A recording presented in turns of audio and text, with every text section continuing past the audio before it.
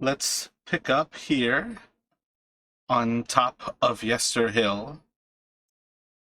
You all have recently come upon the tree seemingly standing inanimate in the central high point of this massive hill that juts out of the forest inside of the third row of cairn stones that are kind of like large teeth protruding from the earth itself. As you've come up closer and closer to the hill, you hear signs of... And Marsh just messaged me. Nice.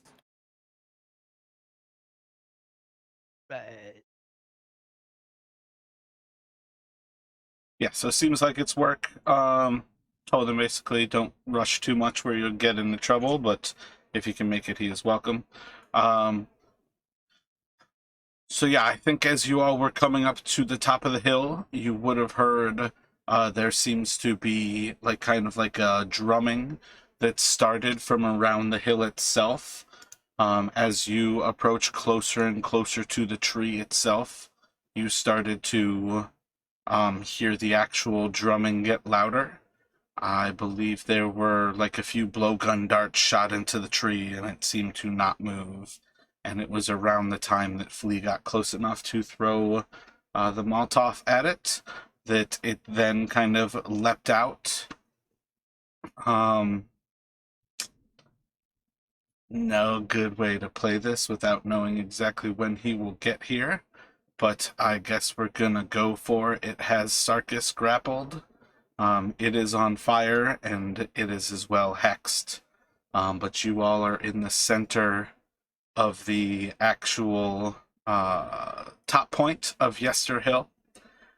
As the chanting and as the drumming kind of comes to a crescendo, there's going to be a chant from around the circle, as in a language that you all do not understand.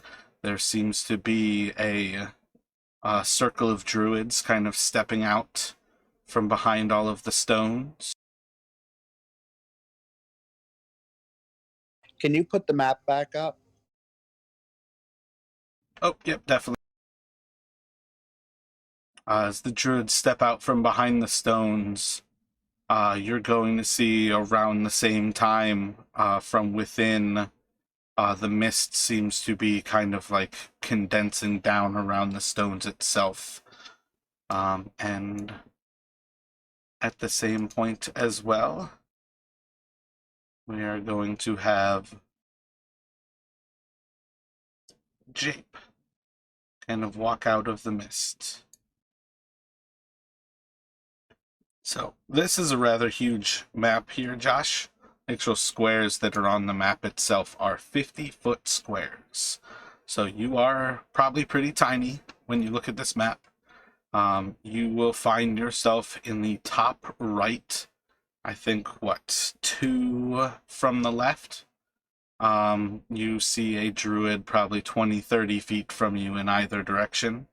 You see 4 people ahead of you, as well as a tree that stands 60 or about 70 feet tall, and it seems to be lashing out at these people who are in front of you. I just come stepping out of the mist into this weird situation in front of me. Yep, and again, part of what you're seeing here is you see these people who are very like earthy, kind of like dirt and twigs and all kinds of things just protruding from their clothing and their persons. They're like wearing animal skins and very natural people who seem to be just like stepping out from these cairns as the mist kind of separates in front of you. The first thing that you would see is again kind of like the cone straight ahead of you of the actual things around you. But as the mist kind of pulls back, you're going to start to notice that there is this group chanting around this massive circle of cairn stones. That there appears to be about 12 of these individuals all throughout the actual circle. all of them seem to be chanting while all of this fighting happens in front of you. And if I can have a quick description of the first impression of your characters, Kavi, also kind of from the back, what do you look like as Jape gets his first view from the mist? Coming up behind her, you'll notice about a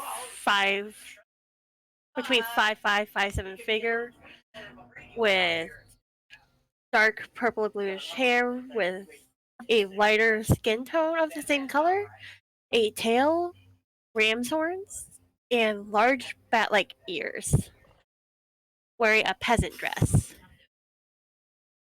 Looks like we got ourselves a tiefling.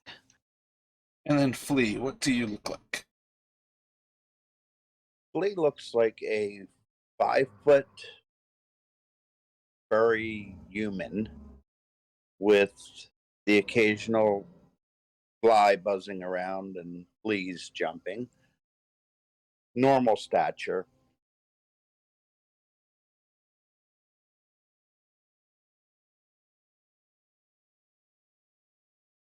And Sarkis, what do you look like?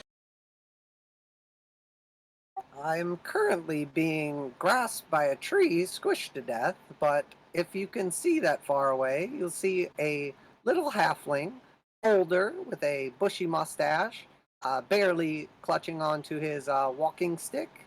He's wearing some leather. If you get close enough, you would notice that it's pretty elaborate. Definitely a craft of his. No armor, gray hair, sort of balding, with some like braids and locks. And hopefully he's not about to die. So, if we can start with Jape, can you roll initiative with yourself? We will have you describe what you look like later when anybody has a chance to look at you. All right, very good. Right in there of a 19. So yeah, let's jump back into it with Flea. What are you doing? Can I see if the flames are hurting Sarkis at all, or is he not, being affected by the flames?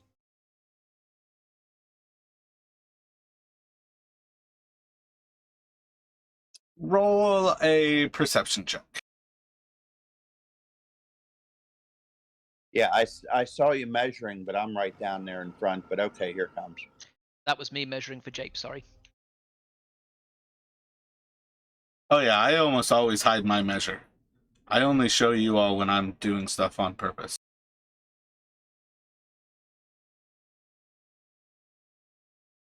But yeah, Josh, you're probably limited to you're going to have to run first turn type of thing. Yeah, it'll be dash and that'll be my turn, but yeah, get to that in a minute. Because I feel like just looking at it, what are you, like 100 feet away or so? Yeah, definitely. I mean, yeah, so it's grid-wise. Yeah. It's an absurdly large map. Yeah, I can just make out the grid, yeah. My bad, had a cough there. So yeah, we kind of looking over things. A lot of the fire is pretty close to where he is.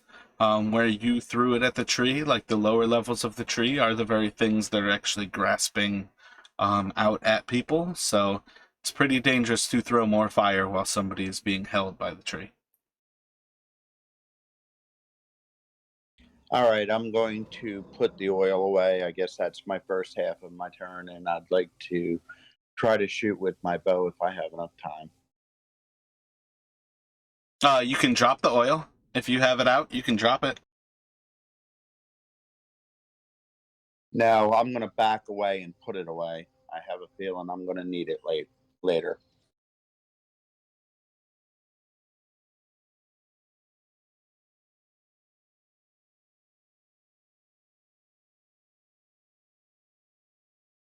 That should be the limit of my motion.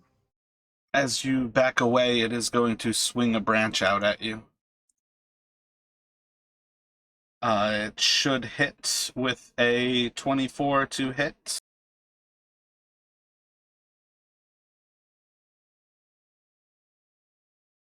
and it is Oh. going to do 13 bludgeoning damage to you.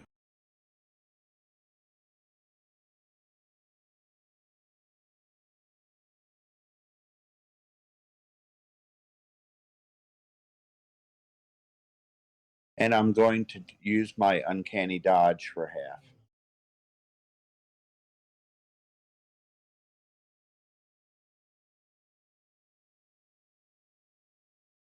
And I'll take the balance of my turn putting away the oil and get my bow out. Gotcha. The oil burns on. Sarkis, roll a... Let's roll a D100. 7 and under, you're going to take 5 damage.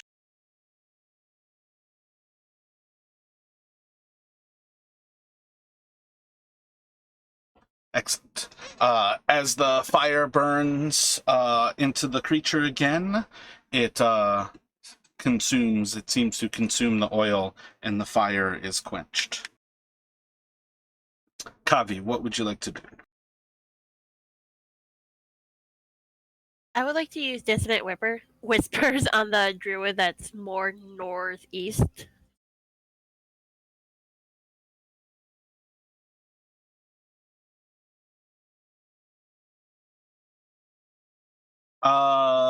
Let me actually have you ping what you are casting it on.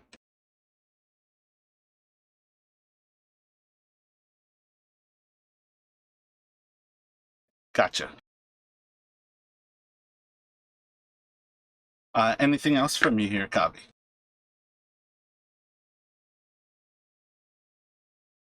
Oh, we move up a bit closer. And then it will go to Jape.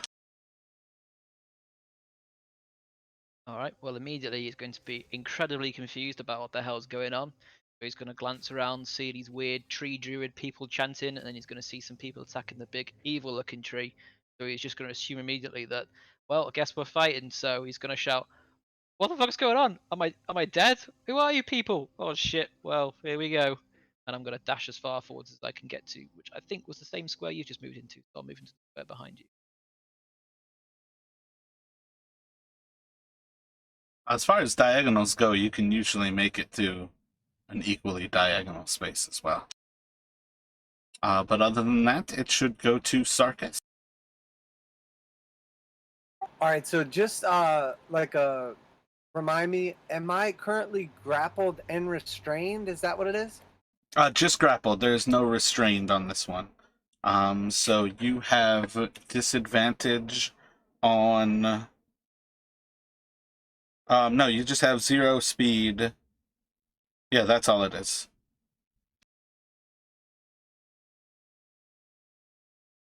Oh, okay, but I don't have disadvantage on my attacks, and I'm not like advantage to hit or anything? Correct. You just can't move away from it. Oh, okay. So Sarkis will just sort of like look up at the Oh, wait a tree. second, actually. You take damage at the start of your turn, too, so my bad. You're going to take 8 bludgeoning damage as it crushes you.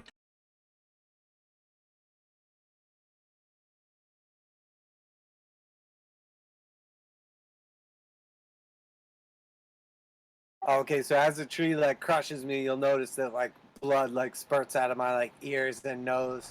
And then, did anything else change, or was that the only thing? That should have been all. And then I'll say, I hate you, tree. You're crushing me. I'll flex and bust out. And then you'll see him like try real hard, but nothing happens. He's still just like grabbed by the tree. And then I will try to smack it with my stick. Did you want to try to break out? It's a strength 15. No, I don't like my chances on that one. I'll just fight him instead. Gotcha. Just smacking out at the tree. Yeah, I'm gonna like double-handed quarterstaff and try to like smack the part that's holding me.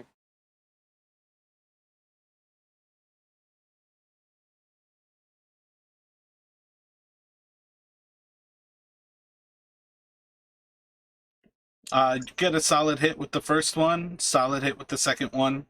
It's not releasing you, though. You get the impression that dealing bludgeoning damage to it is not going to affect it. You're just hurting the tree itself. Understood. I see you're not weak to my stick. Perhaps you have resistance to your kin. And then I will try to punch it, and I'm going to use Flurry of Blows.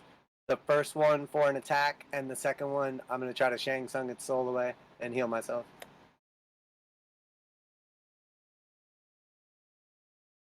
Oh wait, with Hex, do you roll that for each hit? Oh, yeah. Okay, so wait. I need to roll a concentration check first, I think, and then if it's still Oh, yeah. off. True. So con check, it's just going to be a DC 10. So you're good there. And then I think it's a D6 per hit with Hex. So an extra 6 damage right now. So then do your first flurry. And then another D6.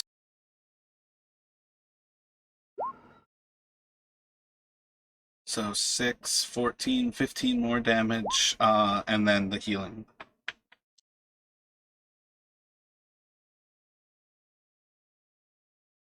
And you'll see, like, as I punch this tree that's, like, holding me, like, a little bit of its life force is, like, sucked out, and then I'll just, like, press it into my chest, and you could see me, like maybe some of the blood kind of goes away. I look a little healthier.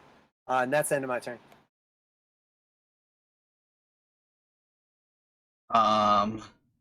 From behind, you all are going to see as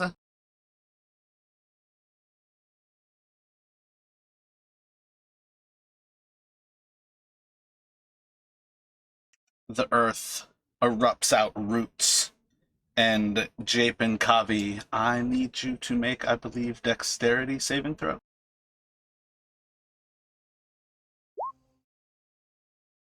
Natural one.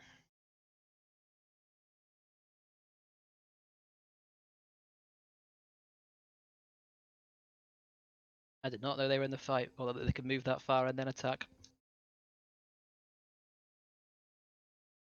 They weren't in the fight until somebody attacked it. Oh, fair enough.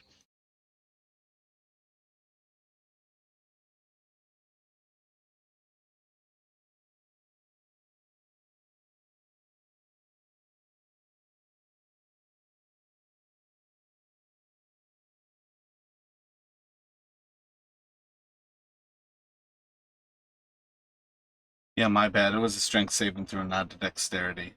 But then that one's still gonna fail. DC 15. What's the difference in your strength save and your dexterity save, Kavi? My strength is a +1. So 11, I think that's going to fail. I think it's a DC 12. Yep.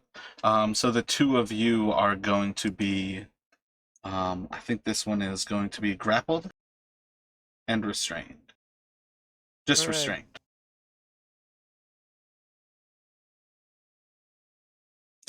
So your speed has become 0, and you have advantage against you, and then you have disadvantage to attack right now, and you have disadvantage on dexterity save.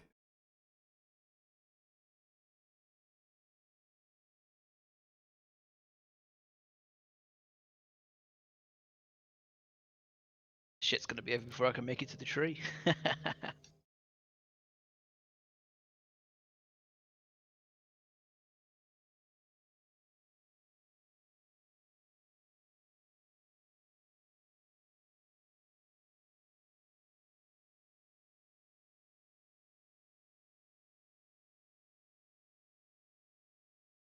Moving towards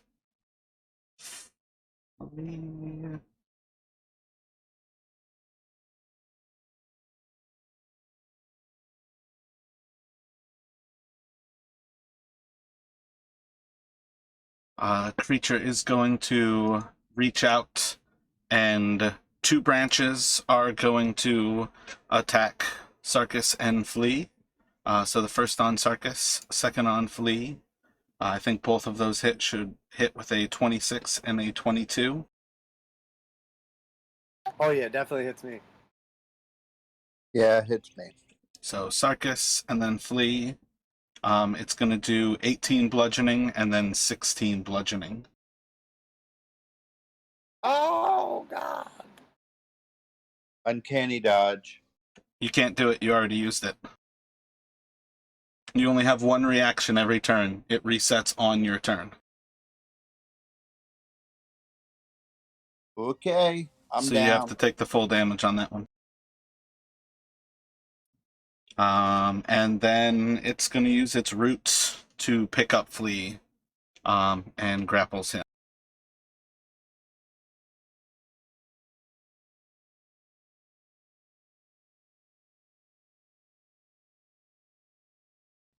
Flea, make a death saving throw.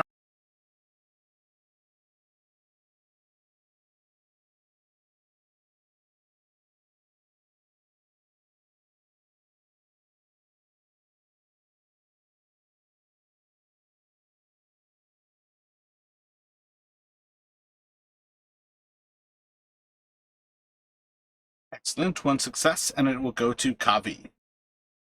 You are currently grasped by roots coming out of the ground, and you hear not chanting from behind you. There's chanting still all around you, but you hear the voice in that same language seems to have moved up behind you. Alright, and it's a strength save to, or a strength check to get out.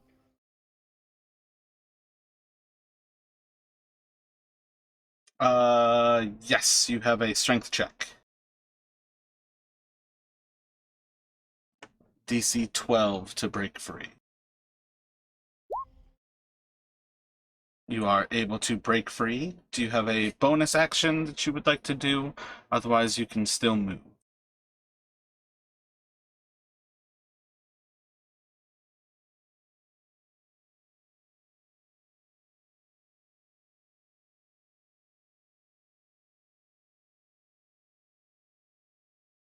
It's going to be difficult terrain if you moved straight towards him.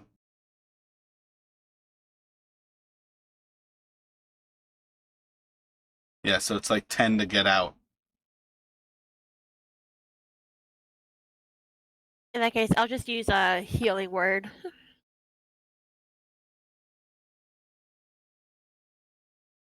That on Flea? Yes, it is. So, Flea, you can take 12 points of healing.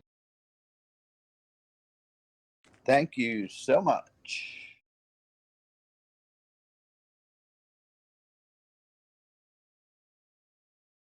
And she'll just like move back one.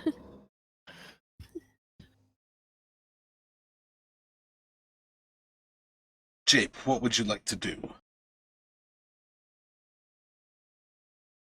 Look down the roots at his feet and go, ah, fuck's sake, just let me stab something. And he's going to turn to the don't know what she's, a druid of some sort, and we'll go, concentrate on this bitch, and throw both of his hand axes at her.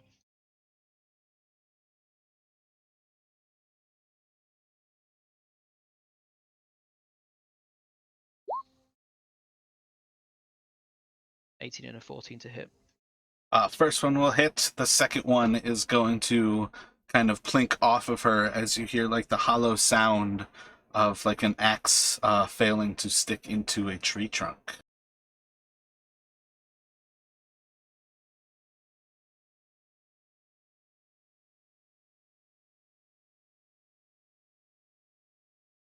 And she is severely bloody. She maintained concentration though on the roots. She did indeed. Shit.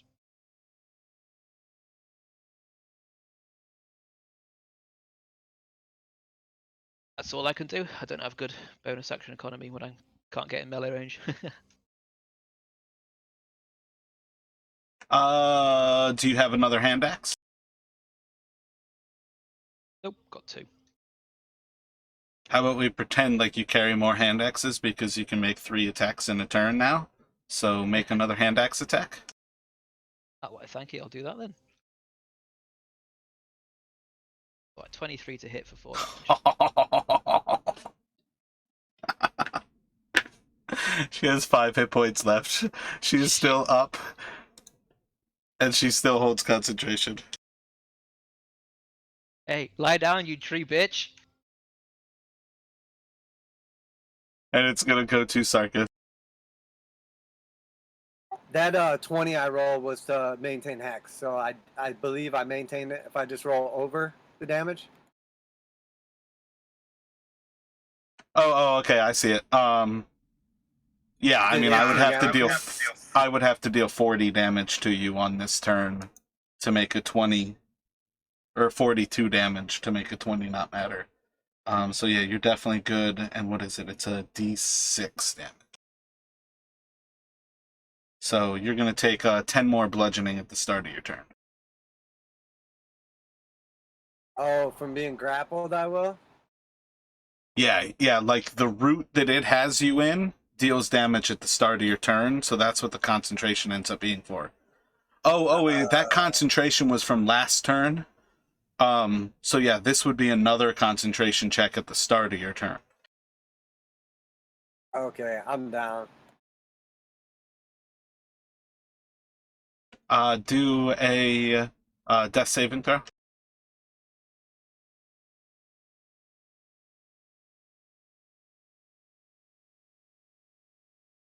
Nice.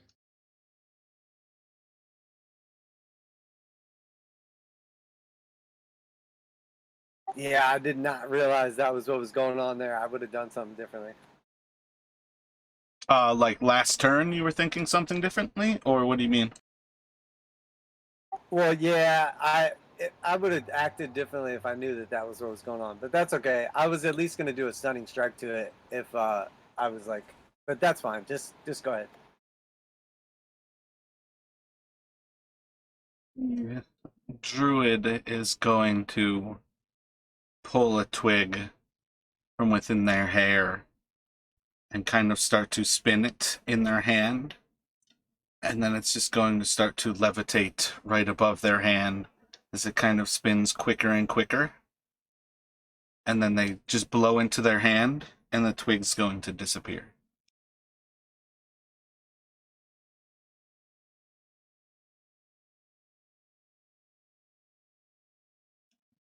The tree is going to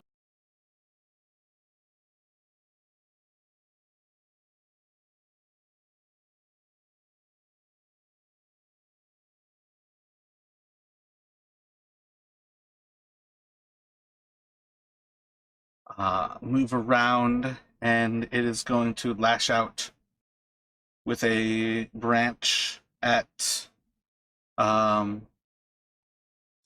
Kavi and a branch at Jake.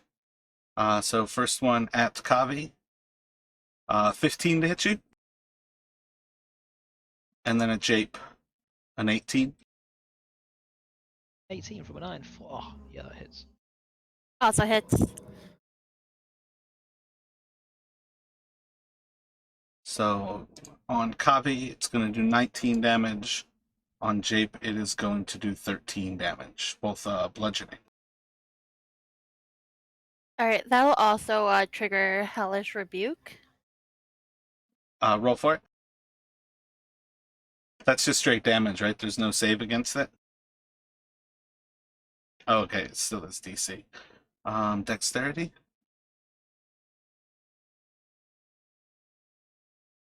We'll take the brunt of the damage. Has it been taking fire damage from Molotov, by the way?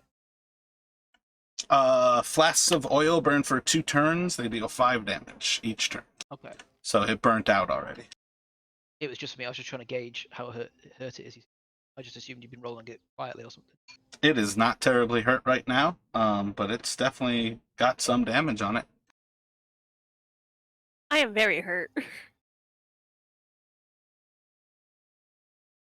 And then the roots are going to reach out, and it is going to try to grasp the 2 of you. So first one at Kavi, 15 again. That one should grapple you, and 20 to grapple Jake. So it currently has all 4 of you inside of its roots.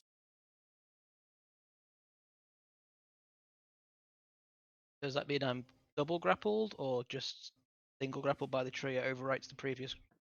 You're grappled by the tree, and the druid has you restrained by the vines. Alright, okay.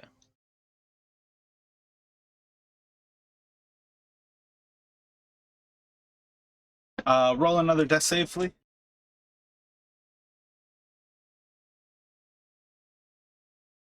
Remember, I got 13 points back.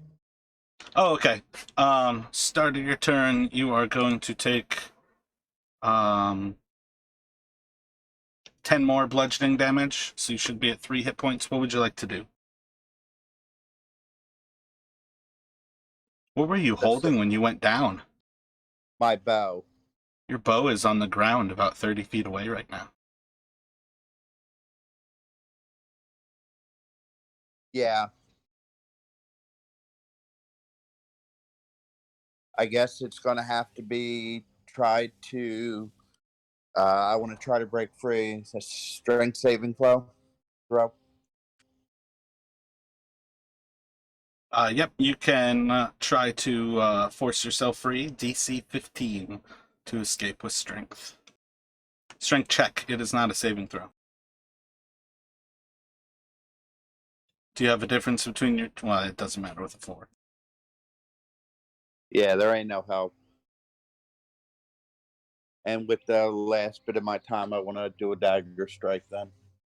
That's your action. You don't have another way to do an attack. Okay. Kavi, what would you like to do?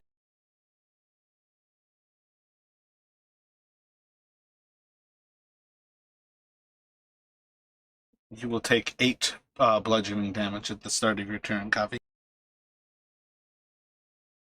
Well, I can't do anything. You just have 0 movement right now. There's a lot of stuff that... Or are you unconscious? My hit points were at 5, so that 8 will, like, put me down. Gotcha.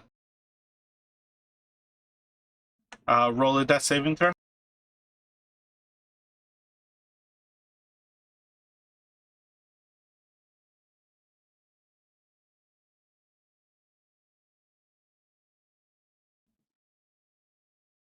Alrighty. 1 failure, and it will go to Jape. You're still conscious, Josh? In Yeah. real life, end of the game, yeah. You're gonna take 12 bludgeoning damage as the root kind of grasps around you. Right, okay.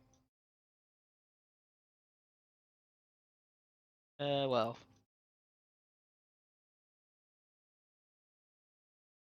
It's looking pretty pale, so it doesn't matter at this point, I guess. So, there's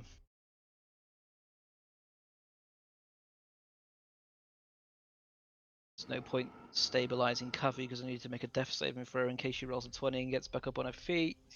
And okay, so Jape's just gonna go, well, if I wasn't dead already, I definitely am now. And he's gonna drop his shield, pull out a second rapier, and then go with plunging his first rapier into the tree.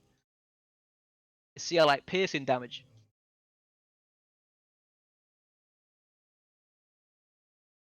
And I'm going to, before we get to that, use my point of inspiration to make it a crit, an advantage to get the 28 to hit for 9.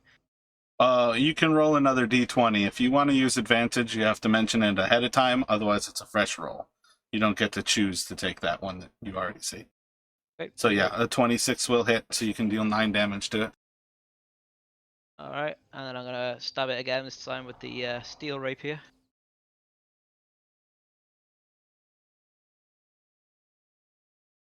What I want to hit for 9 That will hit for another 9.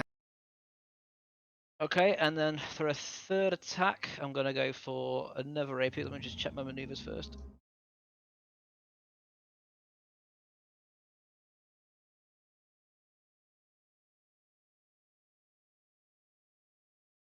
That's too big, I can't trip it, so just another rapier attack.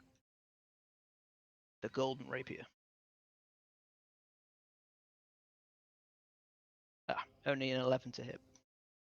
And that one's going to fail to hit. And that will Sarkis is unconscious right now. Oh yeah, I got knocked down in that last one. Roll a death save.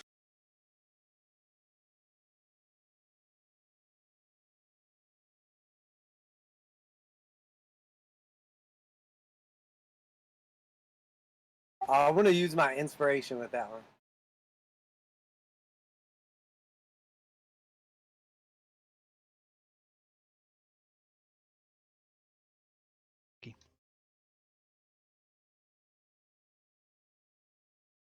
Um,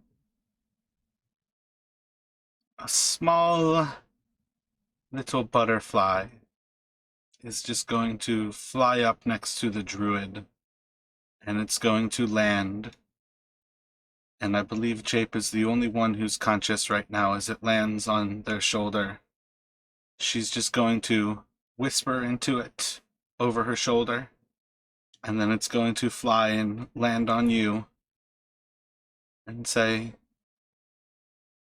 "It's time to rest.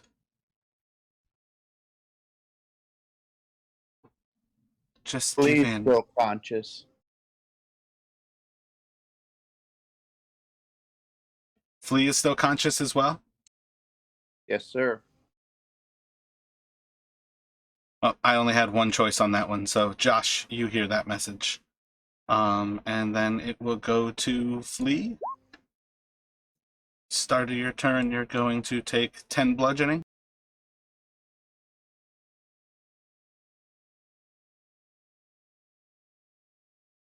Oh, whoops, I skipped over Wintersplinter. Wintersplinter still has a chance to knock you both down. So first at Flea, second at Jape. Probably misses Flea with an 11. Probably misses Jape with a 15. Yeah, and then fuck it, I'm gonna repost it.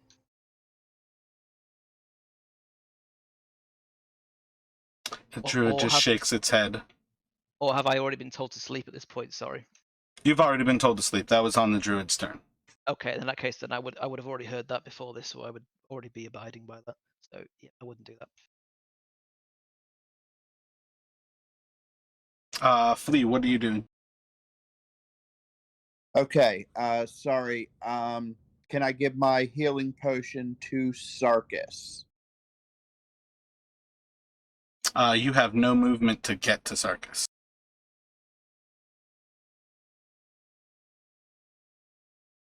Are you still conscious after you take that 10 bludgeoning at the start of your turn?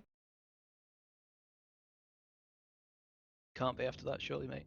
Yeah, I feel like you're unconscious at the start of that damage. Yeah, because you took more than 3 damage last time, and you only had 13 healing. So after that 10 initial start of round grapple, you yeah, you must have been downed.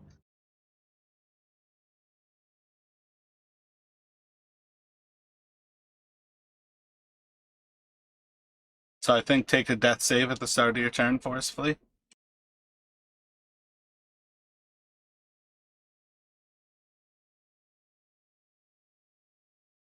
Well, And then Kavi, death save.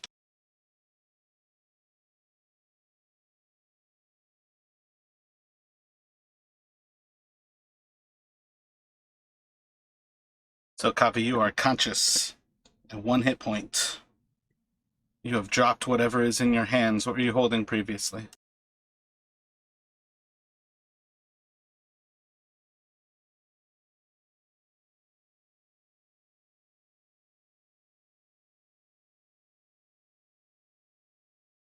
Just her spellcasting focus.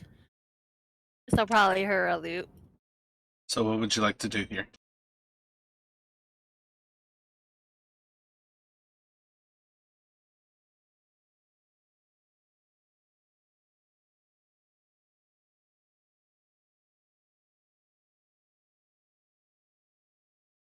You're unconscious, aren't you?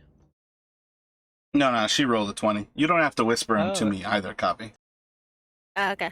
I'm going to use Cure Wounds on myself.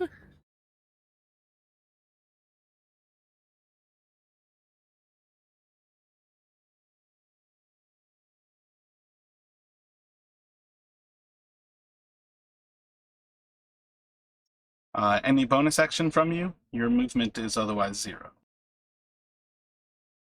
I'm going to give my last bardic inspiration to Jape. Do you have a second focus?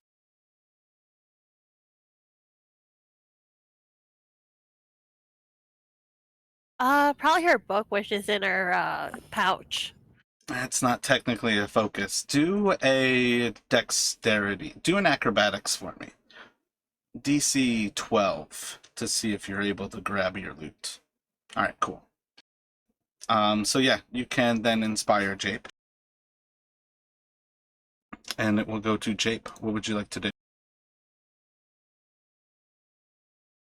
Well, I think after I've had the celestial, naturalistic butterfly be telling me to sleep at this point, and also I'm still not sure who's my friend and who's my foe. So I've just ran in, seen a big angry tree, and gone fuck that tree. So I think he's not particularly smart either. So I guess he'd be abiding by what the butterfly told him to do, and he'd be starting to drift off.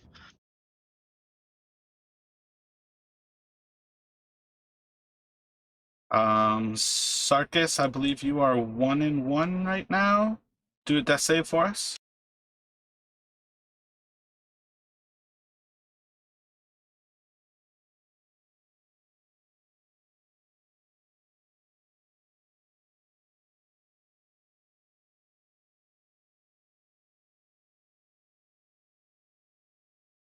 The druid is going to turn and call another one from the chanting around the edges. And they're going to progress forward a little bit as they start to weave a spell around another twig that they pull from their hair. And they're just going to approach closer.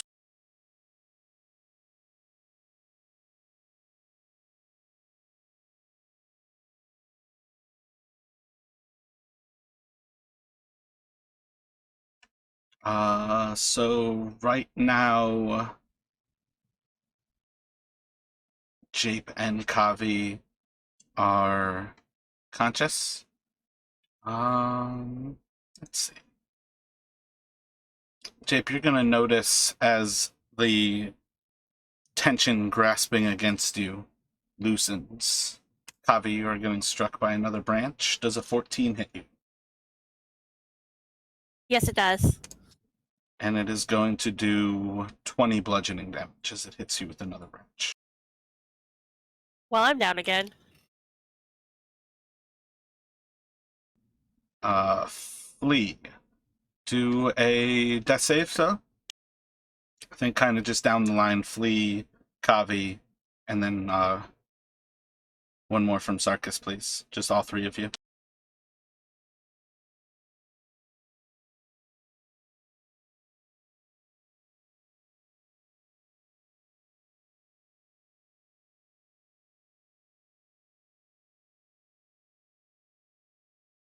The other druid is going to get up to you, and as they speak in an odd language, you just kind of understand the words that they're saying, though it sounds like the other words you've heard spoken from the other druids, and it seems similar to the chanting that's going around you, but you just seem to understand what they are saying as the voice comes from their mouth.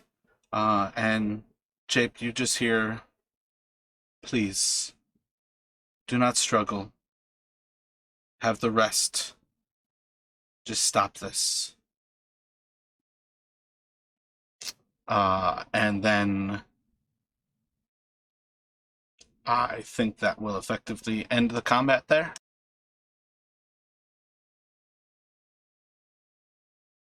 You don't control me, butterfly.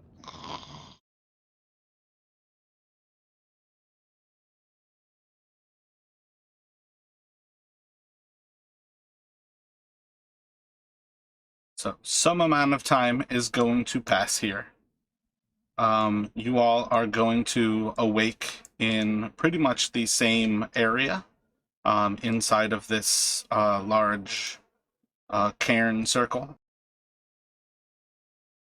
The tree itself is going to return to the position that you found it. And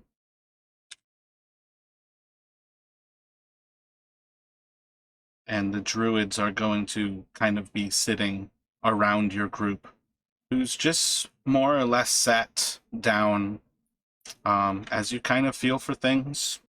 You don't seem to be missing any of your equipment at all. You're just in the center of this circle.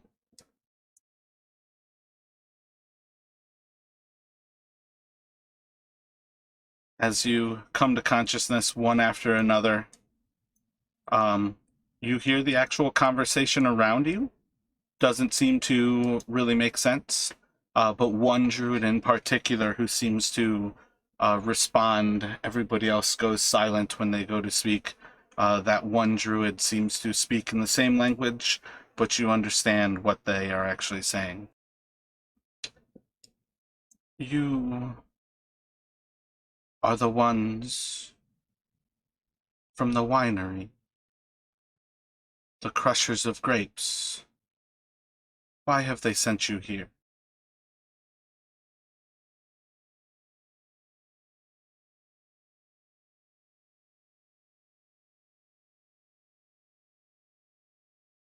Winery, I don't know what the hell you're talking about.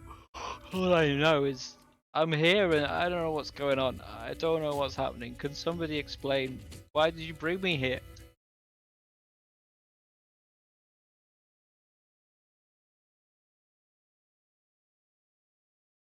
We do not control the mist. You'll actually hear the same things that you said kind of repeated in all of your heads as the one druid seems to be translating to the others. They respond in the languages of all the people, but you also, again, kind of understand that it's like a repeat of what it is that Jape said there.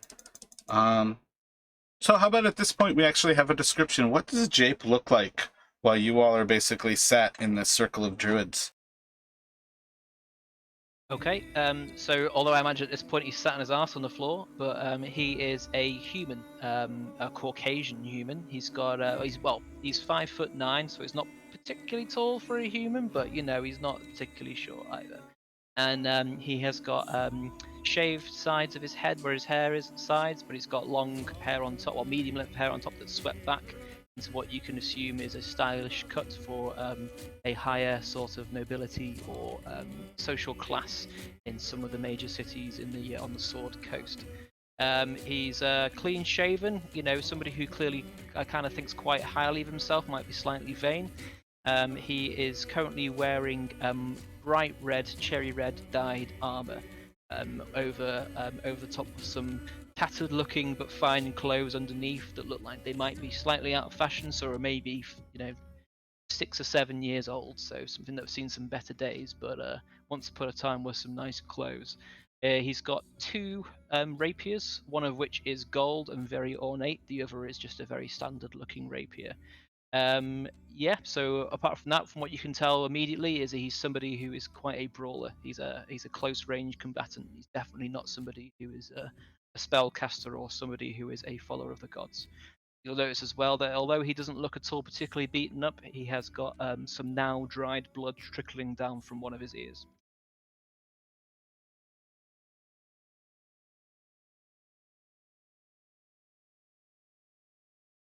That's it from me, thank you.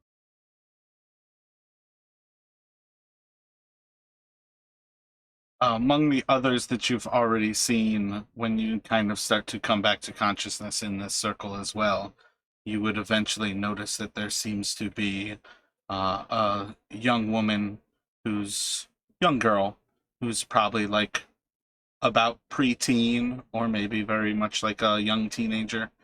She has fiery red hair, and she just seems to be kind of sitting back, clad in leather.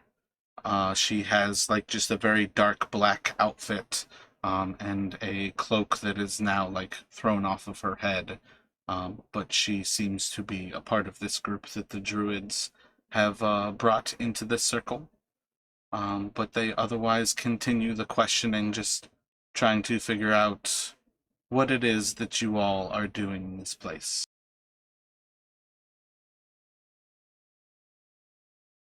So at this point, I think one of you guys who actually know what's going on better explain.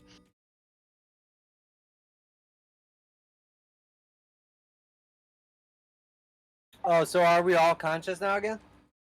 Yep, you all are coming back to consciousness at the same vague time.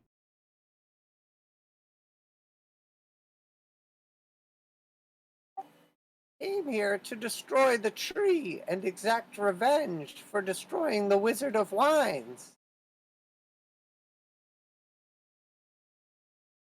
Again, you see as the one seems to repeat everything. In your minds, you hear your own words repeated back to you, but you can still make out the same sounds of their language. And then they look back to you. The Wizard of Wines is an abomination to our people. They have taken the Fanes and abused them,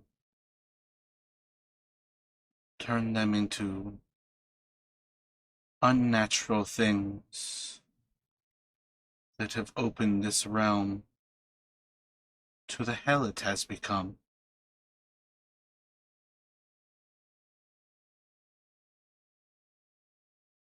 The Fanes, you say? The blue, green, and red stones? So it's going to be a continued thing over this conversation that everything that you say is repeated back to all of the others, but I'm going to stop actually bringing that up at this point. But they're going to look back to you and kind of nod very solemnly. Each of the stones contains the soul of one of the Fanes of this land. Creatures from the Fey realms that have long guarded and protected it. They have been enslaved inside of those stones.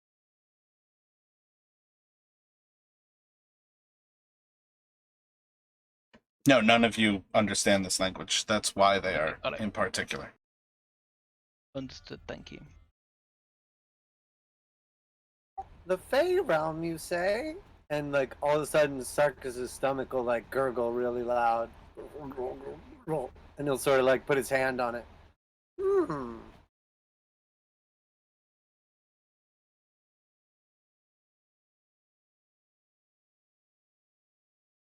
They kind of again nod. They are truly powerful in their own realms. Quite powerful in our own. But as you can see, they can be captured. And the druid's going to just kind of reach out their arm and seems to create a little flower into their hand. And as they blow, the petals are just going to kind of float over. And as 1, 2, 3 petals rest onto a central portion of the tree's roots and twisting bark is going to kind of open and start to spread. And there's just going to be blood that kind of starts to drip out of that portion of its bark. And within, you're going to see, let me confirm real quick which stone it is.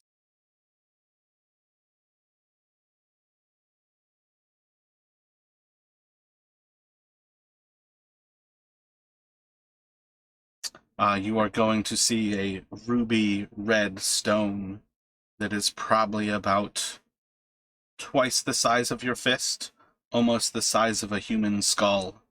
Just seems to be resting inside of the I can't think of the trunk of the tree where its bark is separated to show you.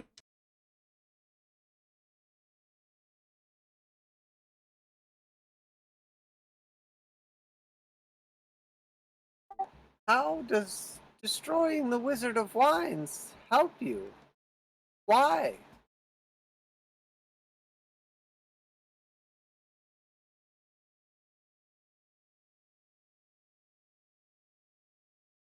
We have our reasons to hate those people. We have fallen far from where we once were, but they are a perversion of the order. And when Wintersplinter is finished, we will destroy the stone and free the Seeker.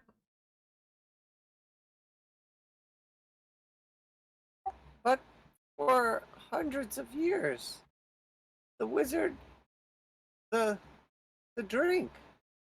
Why now?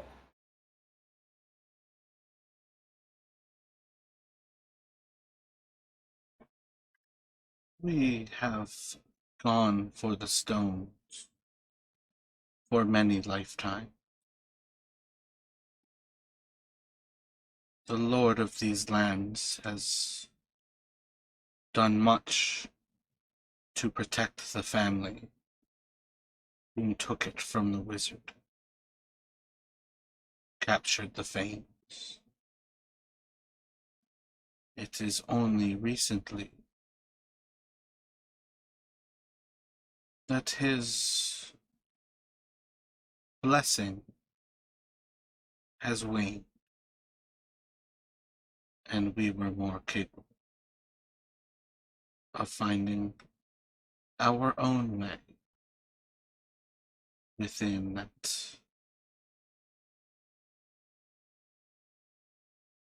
temple desecration against the forest.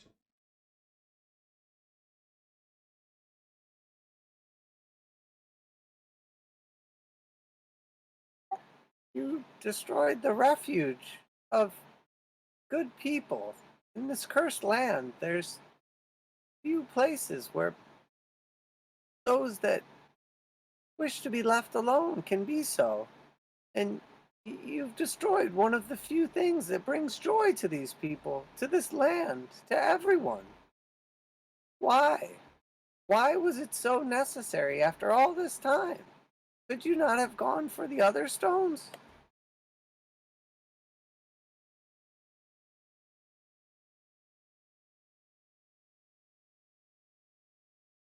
We tried to stop the witch's creatures before they could get back to her.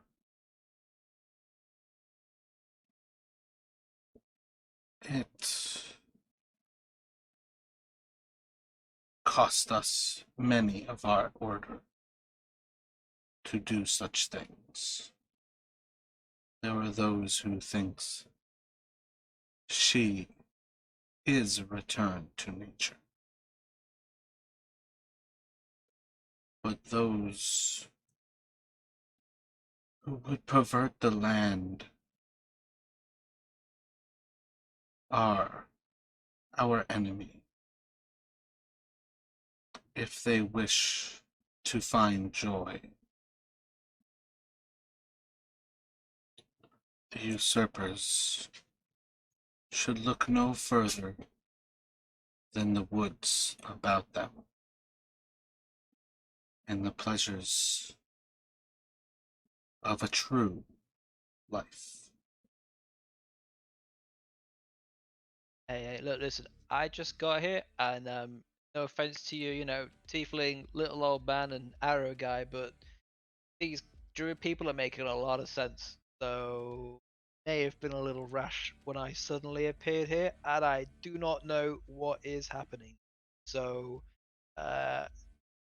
no harm, no foul, nature people.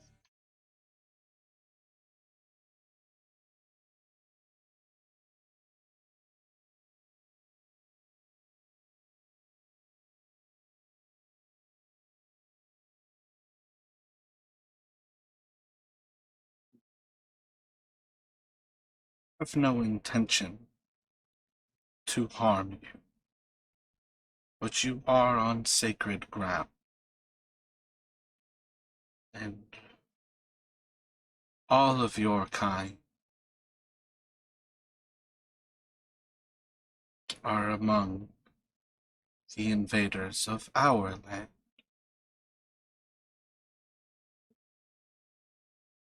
Our ability to live in these lands is only further threatened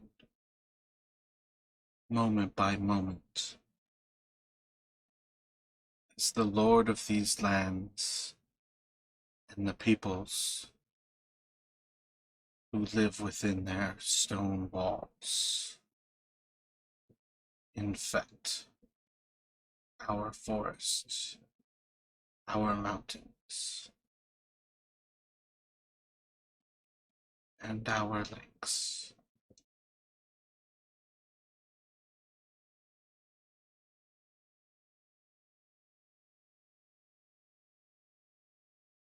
So, I mean, little old guy, you seem to be cool. You seem to know what's going on, but Arrow guy and Tiefling girl, what are you guys doing here? If you were, I mean, Tieflings like wine, right? Not to be racist, but I'm pretty sure you guys like to party. So, are you allied with these wine people? I don't know what's going on. And he's gonna address that question directly to Flea and Cavi. We were here to rescue her and kind of got sucked through the mist, which sucked. Rescue who? Sorry, the Tiefling or the Druid or what? They work for my mother. Oh, I know who that is. I work for my mum sometimes too. Who is your mother? Belinda and Theos. They have been hired to rescue me. I was attacked just inside of the misty forest on my way to Waterdeep. You must be confused. Belinda and Teos is my mum. That's not. No, sorry.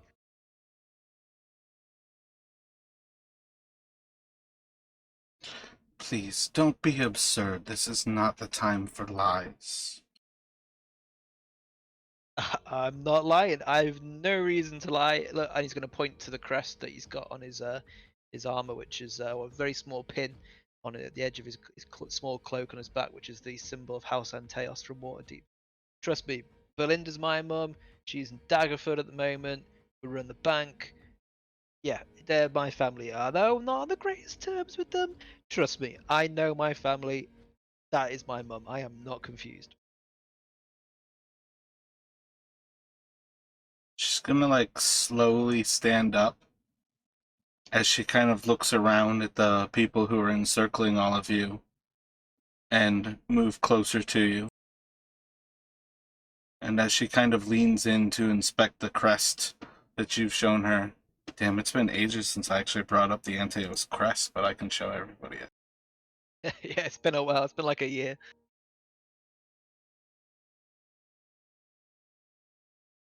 I'm Or timing perhaps you that I've deleted it.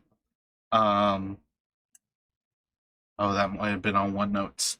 As she kind of like leans in to look at yours, her right arm is going to go up towards one of the kind of pauldrons of leather where it overhangs her shoulder. And as she looks towards yours, she's going to kind of raise the bit of leather that kind of overhangs in front. And there's going to be a crest of the same. What was it? I feel like it was a sword. Yeah, it was a sword, and then was it wheat as well? I think because their origins were that before the slave trade, before the banking trade.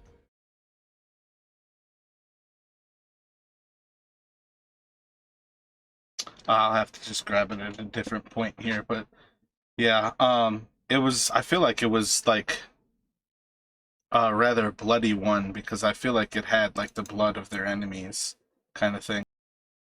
Yeah, I think I mean, I could be very wrong and I could be very heavily misremembering this, but I think it was like a bloodied sword and then dominating the crest with like a something to do with Bam. agriculture. No, it's much better than all of this. Brilliant.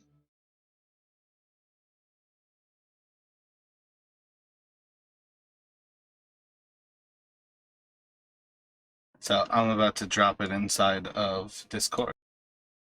I think I'm getting confused. I House just Santa. remembered that Cheshire, where I'm from, is our crest is wheat, so I think I'm getting confused. I feel like every state in the U.S. has wheat somewhere on there. So yeah, she's gonna show you like the very same crest, kind of hidden beneath the pauldron of her leather, and she'll kind of like look at you and just kind of reaches out towards your face, and she's just gonna kind of go silent and seems to kind of stumble backward. We were never meant to be here. And we're sorry if we've done something against your order. But we are trying to survive beneath the grasp of Strahd. And as she goes to say Strahd, the druid is going to silence her. And Sophia loses her voice. Never utter the name of the Lord of these lands. You only call him to you with it. And we're going to take a break. Ooh, sounds good though. Nice one. Cheers. So take a few moments here. We'll come back right about 7:30. If anybody needs like a full 15, we can definitely do that. But otherwise, let's just take a short one here and come back in a few.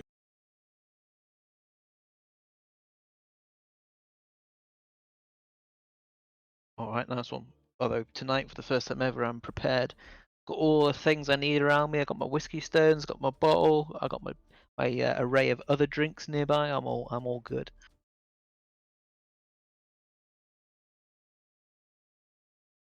How are you finding playing a monk though, Justin?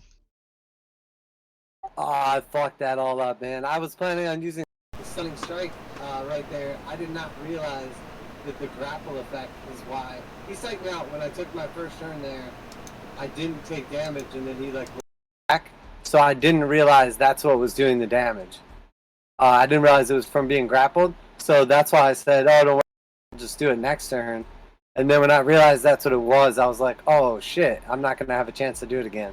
So that kind of sucked because we basically got level 5, never got into a combat, and then this is our first combat at.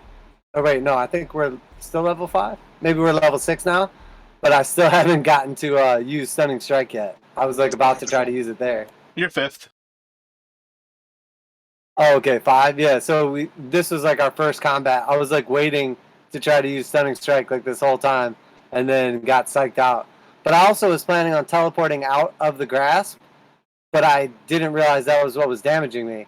So when I asked what the effects were, I thought it was only just making my movement 0.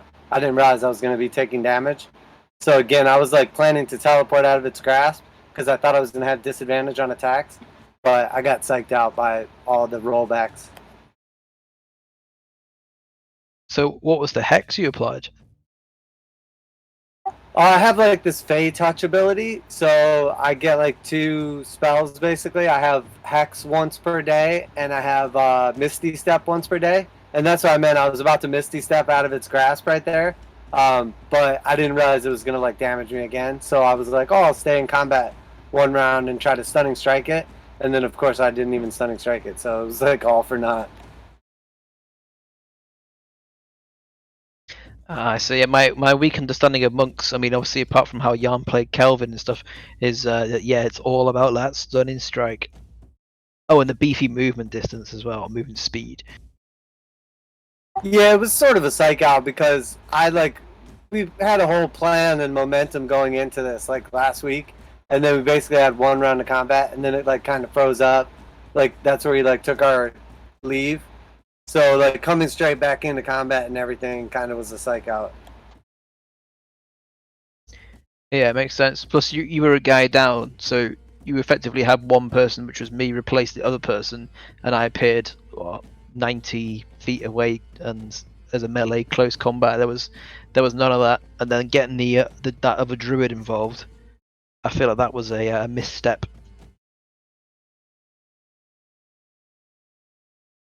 Yeah, the druids are pretty tough for sure. And I mean, it would have been nice to have the paladin along too, but I feel like you guys are probably like equal anyway. But yeah, pulling the druids in was probably not good. There was plenty of mistakes there, but honestly, the biggest thing was like me either getting out of its grasp or stunning striking it, because I could have had 3 attempts at it, or even if I just used it on the first 2 attacks, I could have at least had 2 attempts at it, and I feel like that could have made a big difference. How does being stunned interact with them grappling you? I guess if they're stunned, they have to let you go. Or does it mean like they like lock their grip or some shit? I'm not sure. Even then, though, I have like the Misty Step to get out of its hand or whatever. So that's what I was like planning on doing. But it's all good. It's not that big a deal. I mean, I don't think the stun would make it easier to get out. It would just give you the actual ability to wail on it so much better.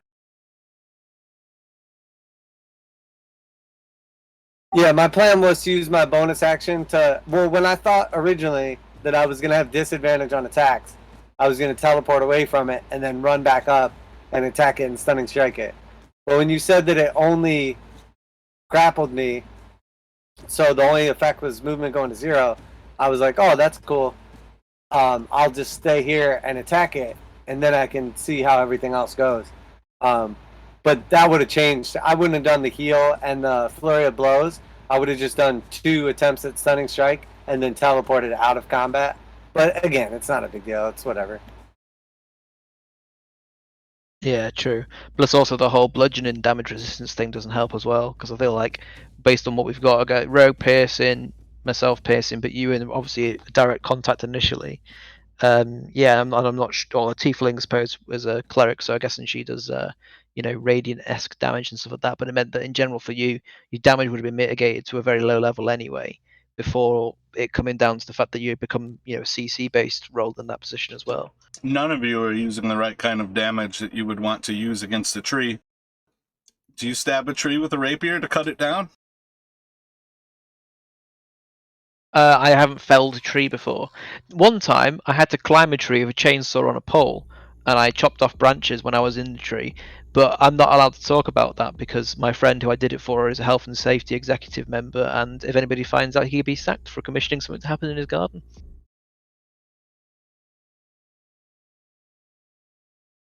I'm not sure what your American equivalent is to the health and safety executive. It's like OSHA or something. Yeah, probably.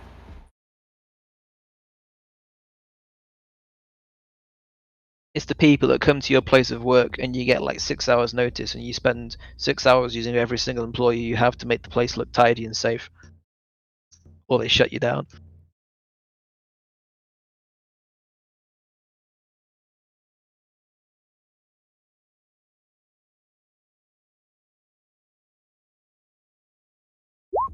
It makes me think of that Larry Cable Guy health inspector movie.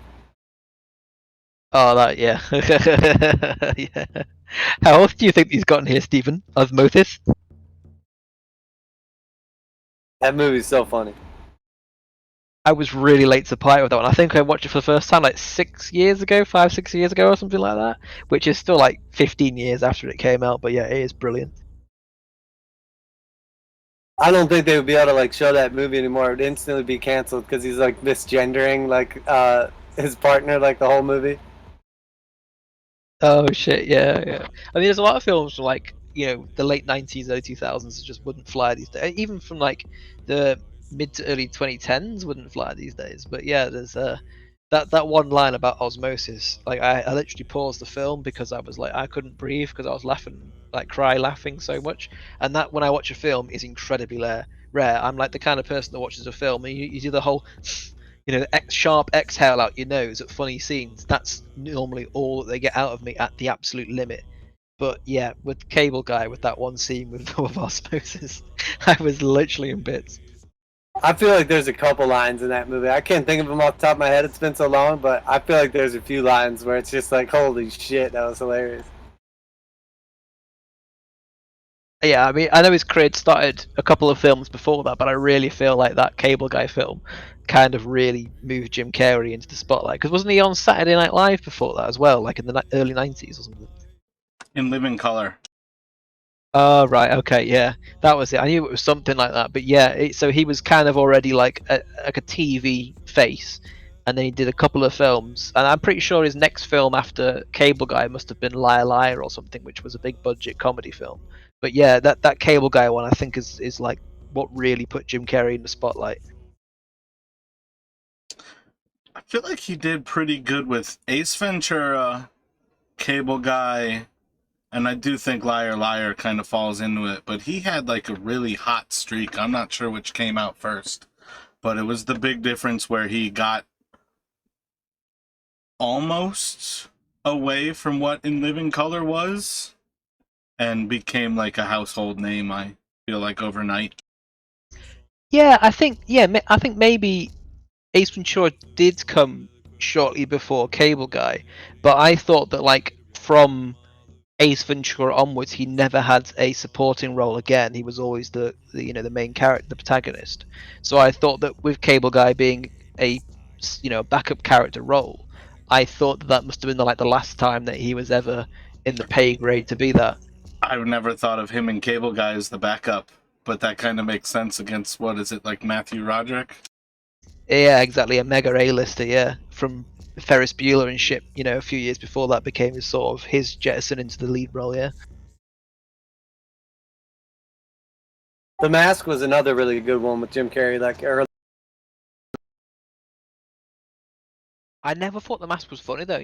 Maybe it's because I only ever watched it when I was a kid, and American humor when I was a kid was very, very, very different to British humor. So that might have been why it didn't connect with me. But yeah, I mean, that was also a good one. I forgot about The Mask. That was another, big budget A-lister film, wasn't it? But he was the lead role in that.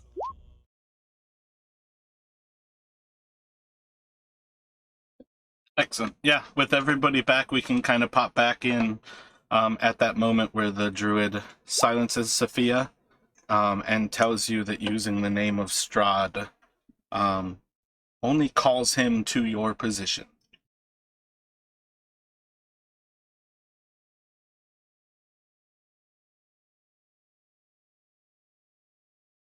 All right. So at this point, given the exchange that had just happened before the break, Jape is just going to suddenly be a bit sort of stunned. His mouth, his lower jaw, very slowly opening to an agape, fly-catching manner. He's just going to be already extremely confused about what's happening. He doesn't know where or even when he is, if he's dead or alive, and the exchange that's just happened is going to completely set him into a weird spiral. So he is going to be silent for a minute. Sark is like kind of like make his way back to his feet. What have you done to Sophia? Release her!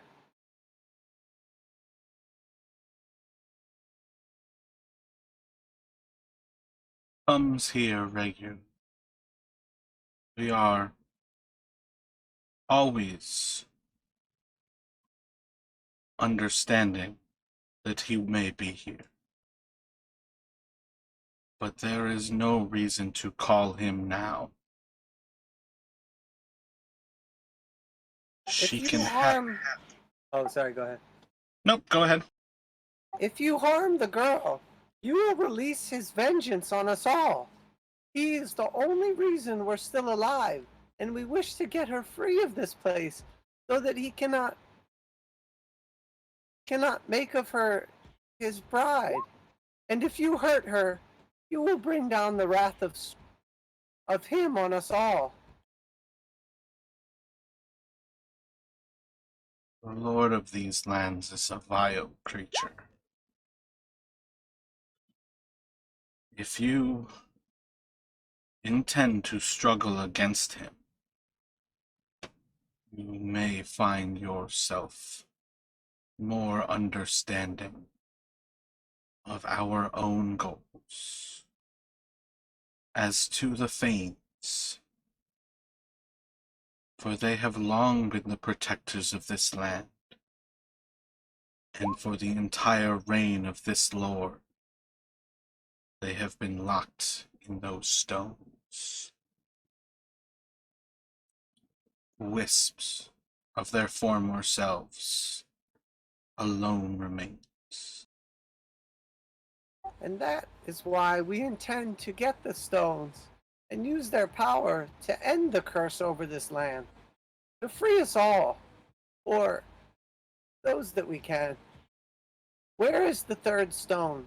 We know the mother in the swamp has one, and we know your tree abomination has another, but where is the third stone?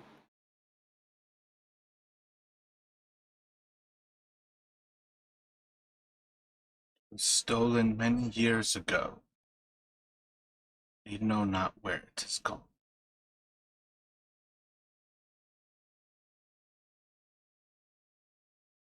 So wait. So we're all souls here? Is that what's happening? And there's a guy whose name begins with ST. We can't say his name, or we all get rinsed or something. I don't know. So am I dead? Oh, many answers, many questions. I take it that you've just come through the mist. I don't know. The last thing I remember, I was with my friends and I was in Dungeon of the Mad Mage, and there was an intellect devourer, and it was coming for me. Um, uh, oh, I think I'm dead. We are all somewhere between living and dead, somewhere like a purgatory. I think this is just what's happening. I think the intellect devourer is eating my brain, and I'm having some kind of like fever dream or a stroke, or maybe I'm in a coma. I don't, I don't know what's happening. This can't be real. There is no way what is happening right now makes any sense. One of the druids is going to reach out as they translate everything, and there's just going to be like a soft kind of falling of pollen around you, and they're going to cast calm emotions on you to suppress whatever it is that Jape is going through. You are not in a land of the dead, but somewhere between, as the little one knows. This physical plane, our home. And they say a word that does not translate. Has been taken. We are locked in the land of the Lord. Somewhere in the Shadowfell. In a prison of life and death. Jape's just gonna slowly come to his feet with a smile. He's gonna nod towards her and say, "Thank you. I appreciate that. Sorry, it's just there's a lot going on right now. I was in a very intense situation. My friends were in danger, and then I'm here through some mists very suddenly, and there's a tree, and I don't know who's on what side or what side I should be on. And then he's going to turn and sort of half look over his shoulder at Sophia, and then some things that can't be true have happened. So I'm not too sure what to think. Can you please tell me what I and we all here should be doing?"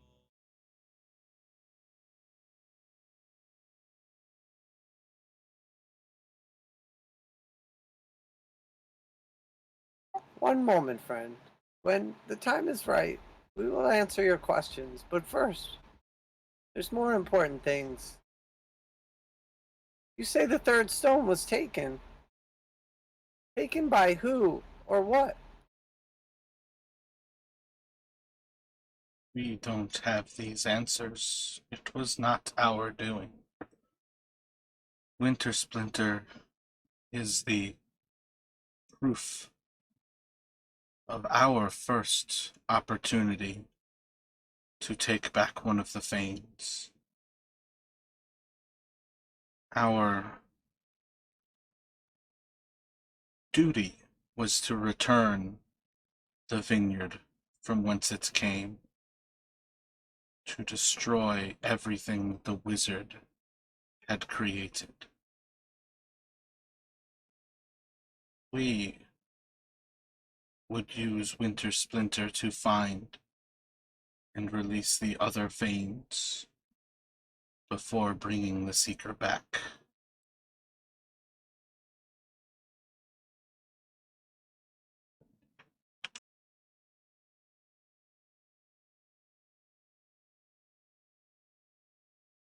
I'm going to turn and point to the to Flea, the human rogue, and I'm going to go, are you Wintersplinter? No.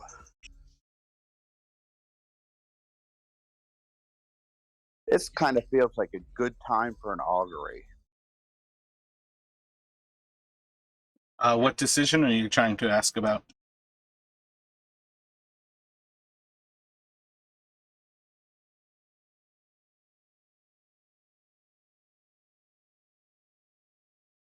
Let's give it a little bit longer and then I'll figure it out. And I want to talk to the rest of the group.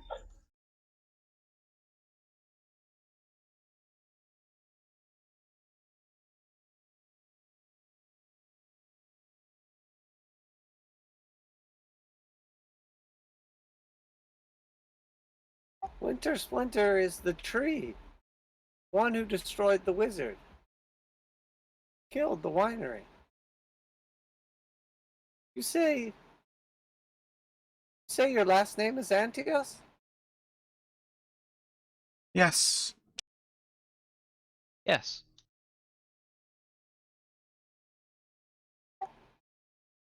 Do you two know each other? Look on each other's faces. You speak of the same woman and say she is both your mothers. Is this some sort of trick? He seems to look like my father. She seems to look like my sister, but my sister is 2 years older than me, so confused. What is your name? My name is J. Penteos. I am the son of Belinda. I am the current living heir of the Anteos family. Make a persuasion check. Right, what's that?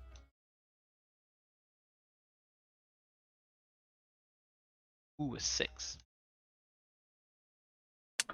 She's gonna very quickly pull a dagger and kind of put it up to your chin before she as well has calm emotions kind of falls over her as like pollen kind of falls from above.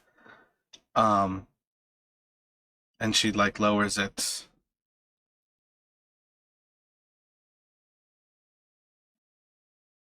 You certainly know my family, but what you would know about my brother to claim that he is the heir seems to be false.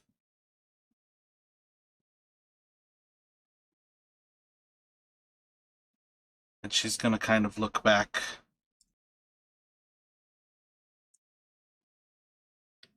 This land, the Shadowfell,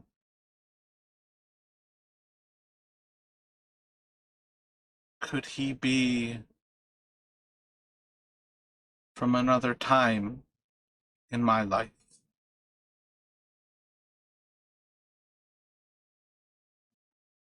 And Druid's kind of going to look around at the others. and they seem to have a longer conversation in the language that you all do not understand. And you pick up little bits of what the one in particular seems to be saying. But they're basically trying to discuss if any of them actually has any idea, but they more or less, again, you're picking up like 1 out of the 10 druids in this circle right now. One of them speech inside of their long conversation around you.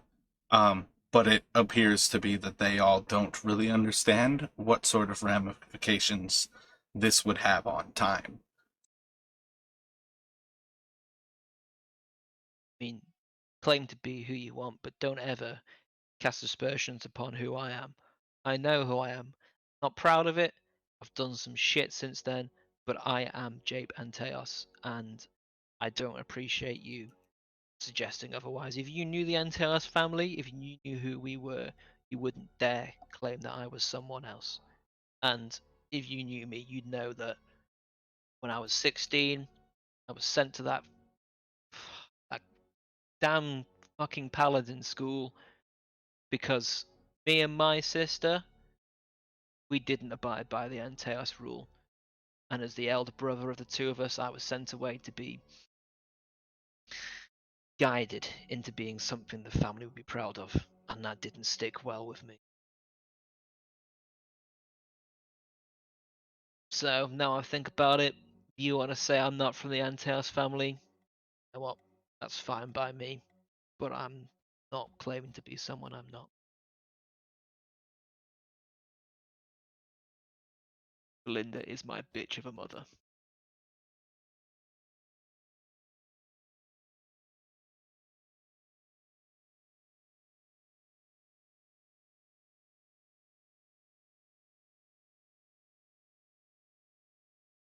There's no reason to fight or argue or disagree over things that mean nothing in this place, or likely you will never return.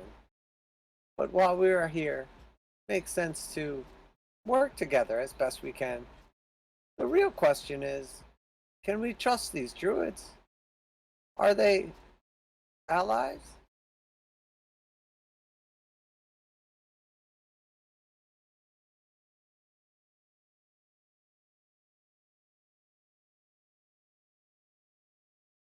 We mean you know. And midway through the sentence, you're going to stop understanding what the druid says.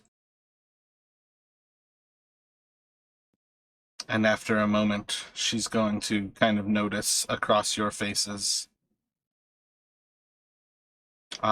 reach down into a little, like a sack on her, like just a little pouch, like at her waist, pull out a few things, and start to weave the magic again.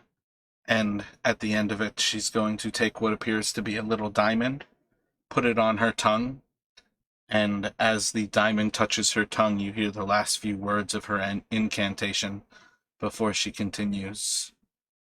We mean you no harm, but we will not abide with the crushers of grapes, and we do mean to destroy all the builders of walls. They need not die, but they should find cause to rejoin nature. For it has become all too apparent, it is us or them, and they will take all of this creation with them.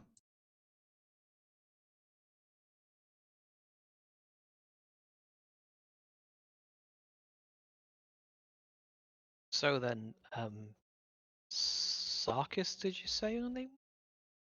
Do you know how we get out of here?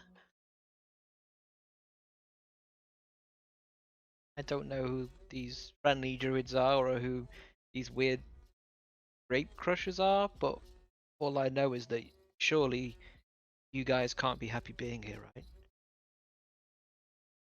There is no way to leave this land. We had an opportunity for one of us to go when we were offered an opportunity, and when we chose for Sophia, he denied us his promise and instead gave us back Kavi, which is good, which is great. We're glad to have her back, but that was the only chance any of us had to leave, and we know that the lord of this land seeks to leave, and if he's the most powerful and he is stuck here, I suspect that none of us will ever leave this place. You chose wisely. It sounds like it was a lie. That can't be Sophia, and Belinda can't be the one who hired you. They have to have been imposters. I fortunately be the one to tell you that I think you've been deceived into coming here.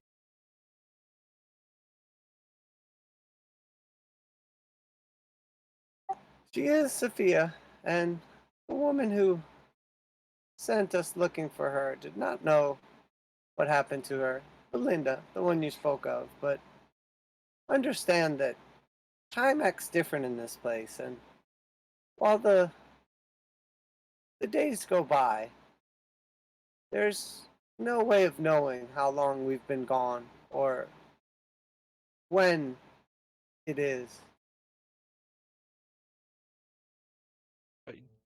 At some point, you all could recount basically, effectively, that Sophia was captured in 485 by the Dale Reckoning, and Jape would understand that it is 491 by the Dale Reckoning. So, bringing up time, you all would effectively come to the result that either somebody is an incredibly strong and good liar, or that there's two different times of the Anteos family represented here.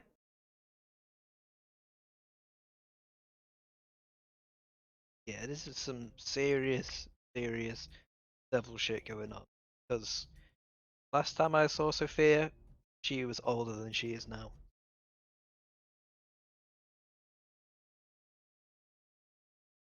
That can't be right. We've No, my 6 bad. That would be 485, and I want to say 490. What is it? 496? I think it's like 11 years. Yeah, because Jape would be 10 right now in Sophia's understanding. And I feel like Lost Minds of Fandover is 496. I think that makes more sense. 485 and 496. Yeah, so effectively, the last time Jape saw Sophia, I think she was 4 years older than she is now, or it might have been 3, but yeah, she was definitely older than.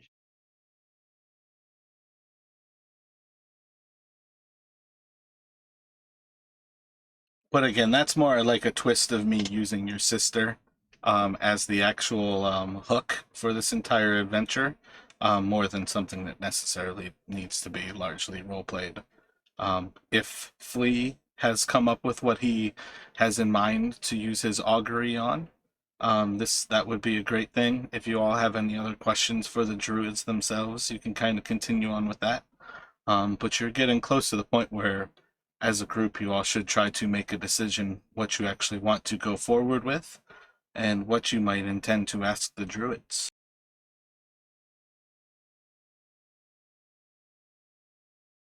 Flea, find out if it's a good idea if we kill the tree.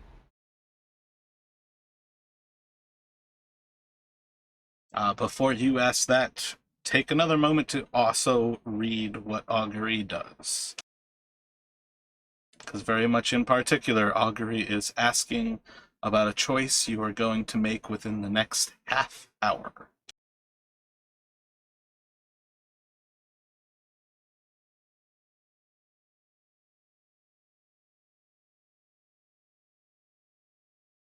Find out if the winemaker's legit.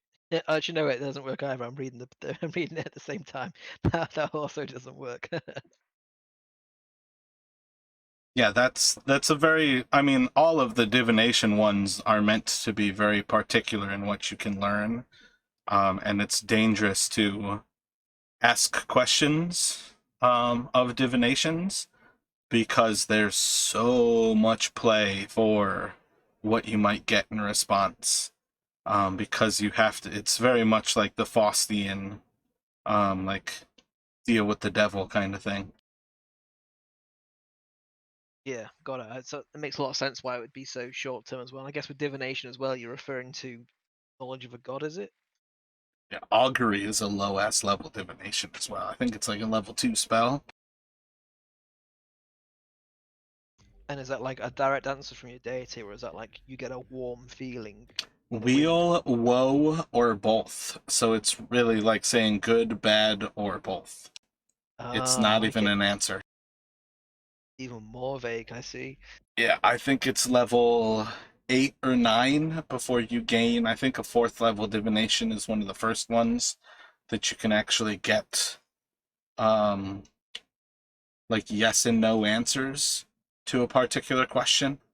And then I think it's like 10 or 11 when you can actually ask a question and you may get like an actual answer that has like almost advice to it. So you're well into the game before divination actually ever gives you information that you're not like implying, you know, where you already have a lot of the knowledge already. Um, so that's one of the things about divination and how they play out. But does anybody otherwise have any thoughts with the druids right now? Do you have anything in mind? I don't think we're gonna be able to kill him right now. So I guess that Flea wants to augury. But what about yourself, Kavi?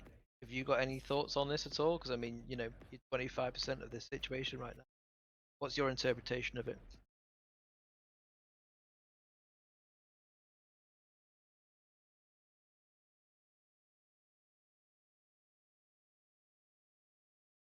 Well, at this point, neither of us are.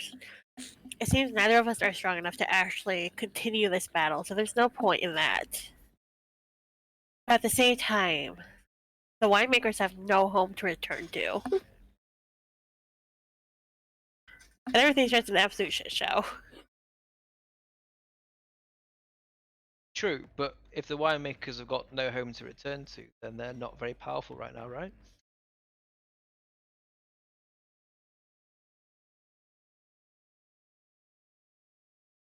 And I don't know what your situation was with them before I joined, because I mean, I know as much as Jape does right now. I walked out of some mist, and then suddenly there was a tree, and you guys are here. I literally know nothing more than that. So, in your opinion, not so much your character's opinion, but your opinion, what side are you leaning towards right now? I mean, I get it. They basically got us, you know, spears at our throats type situation, but based on what you've had, what you've seen the party exchange with them, and what you've learned of them since they chose not to kill us, what do you think?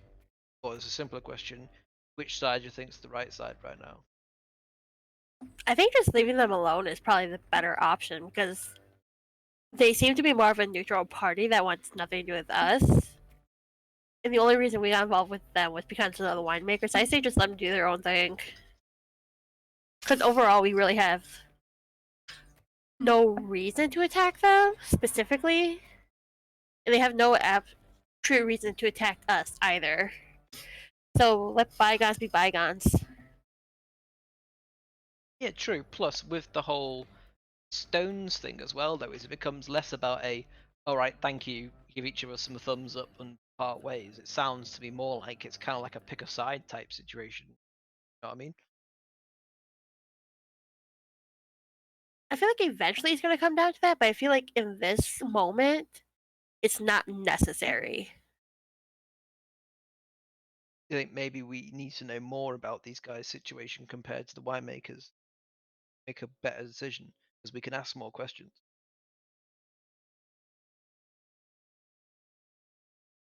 Yes. I think knowing, like, because I don't think they're going to give up that stone easily, but at the same time, like, how desperately do they need the stone versus how the winemakers need the stone, or like, if we need the stone? So it's a three-way split going on between a rock. bane of the mountain holds the life of one of the gods, who is the rightful ruler of this land. When we are ready to free her, she will return to us with all of her strength, able to fight the evil as well as the darkness. And perhaps all three will be able to return the land back from whence it came, where we belong.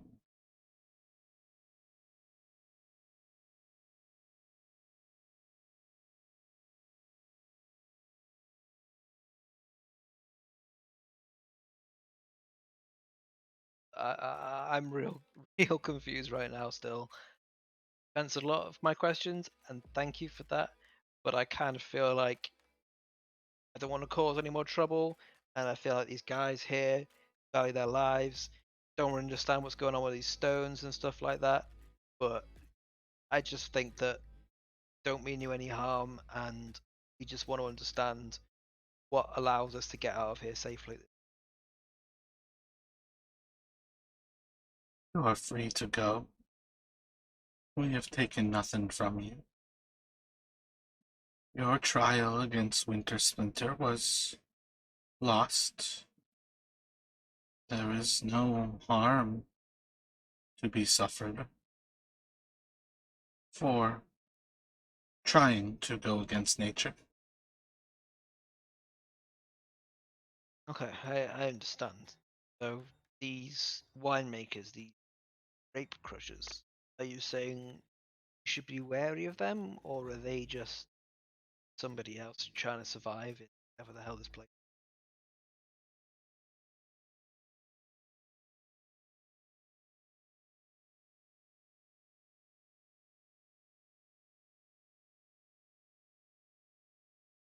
The Mardikovs are good people. The druids are like a swarm of cicadas, devouring the land.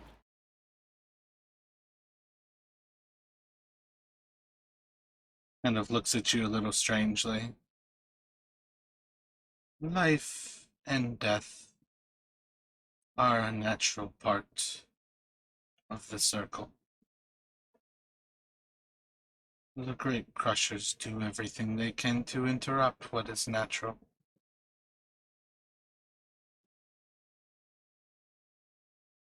Speaking of the Mardikovs, can we see any crows flying around? Roll a perception check.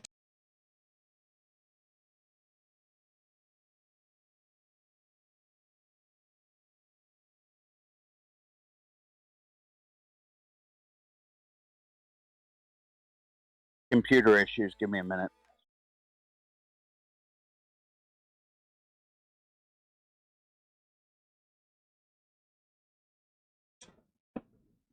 They are not nearly as evil as the Conqueror. We understand that to be true. But like all of the usurpers who have come to our land, they continue to force themselves upon nature and go against the natural order of things.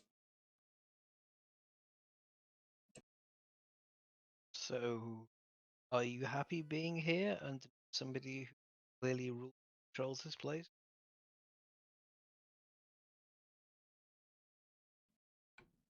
We serve like all others who are forced to live underneath the power of the Dark One. But it is our wish to free the Fanes, and with the Sisters Three returned to the land of Barovia, we hope that perhaps they have the power to end. And kind of like looks up at the sky, looks off towards the city that's kind of floating off to the west in the mist. all of this? So, sounds to me like maybe yourselves and the winemakers kind of want the same thing, right? To get out of here, or do they just want to stay here and make wine?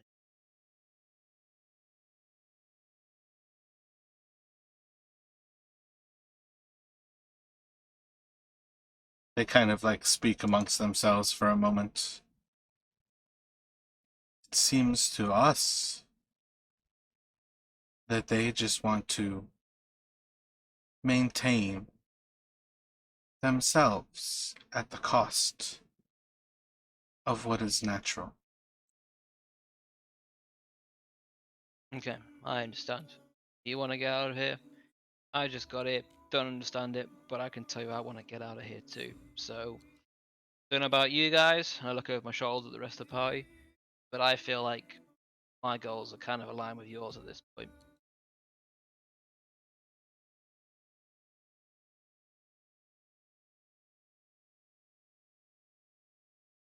Yeah, we're wasting our time with these dirt-eating hippies. Let's bounce.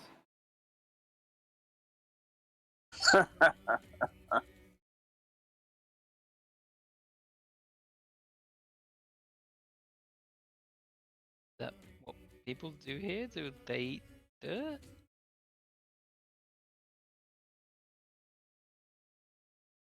I mean, I've been on some hard times. I've eaten kinds of shit, but and I mean that literally. But dirt, never. Well, as long as you're in these lands, get used to eating wolf. That's about all there is.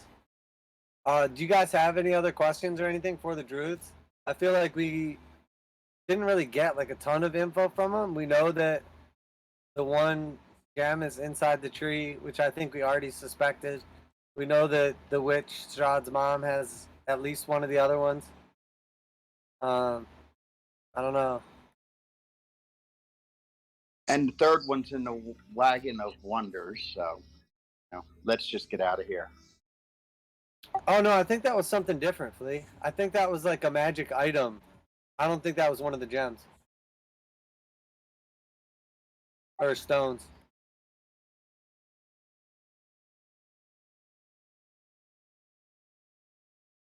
I feel like the thing that was in the wagon of wonders is like the magic item to use against Strahd, I think.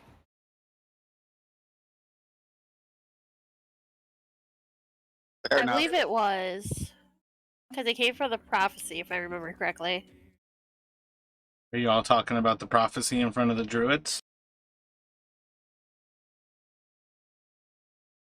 Oh, this is an out of character thing. I'm Yeah, still I have asking the question. I have written down aid item against the devil. I can't remember exactly what it was, but that's what made me think that that wasn't necessarily the stone. But yeah, I mean, we could like have this kind of conversation as we're getting ready to leave or whatever. Essentially, like a recap between us. Do you use Madame Eva's name?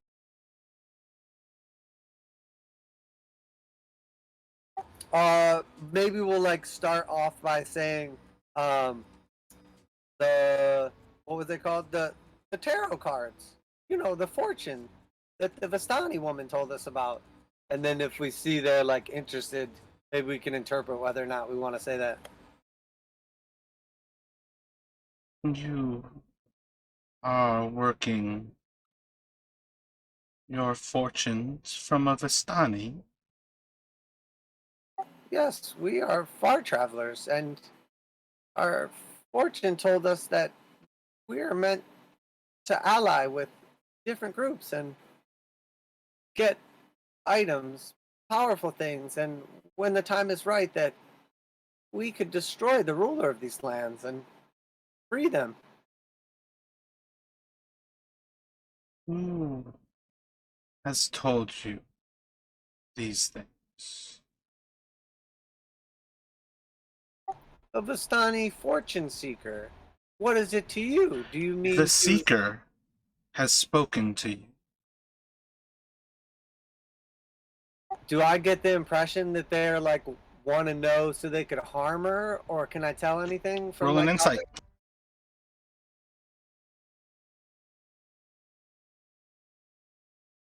Nice. The level of excitement in their voice is incomparably high. When you mention the Seeker, roll an intelligence for me.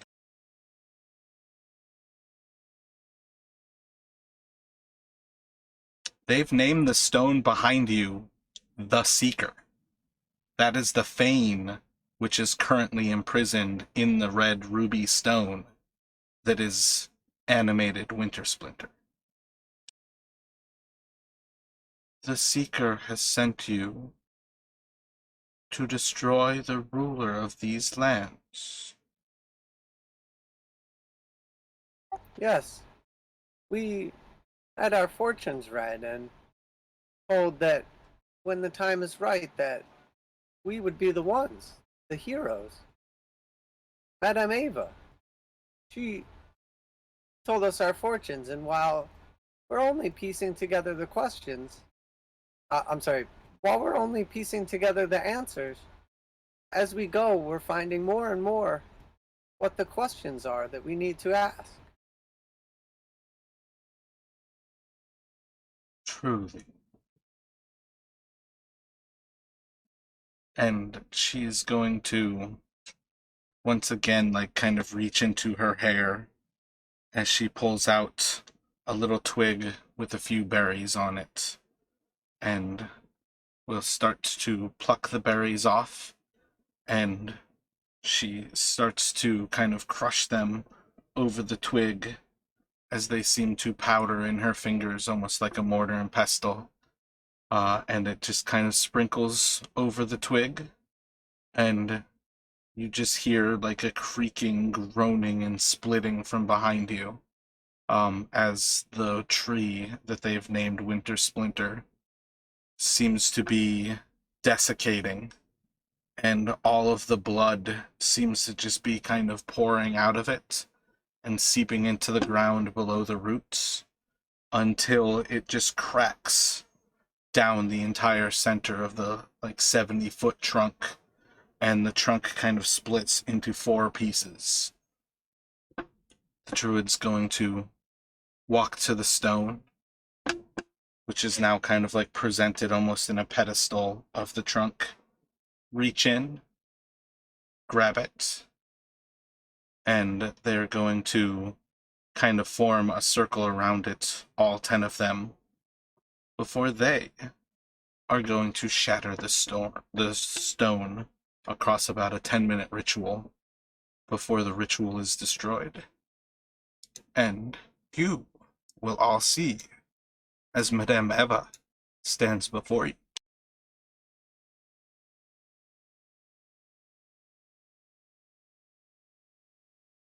Wow. That is the right question. We tricked the druids into killing the tree for us. Fucking cha-ching. Good job, guys.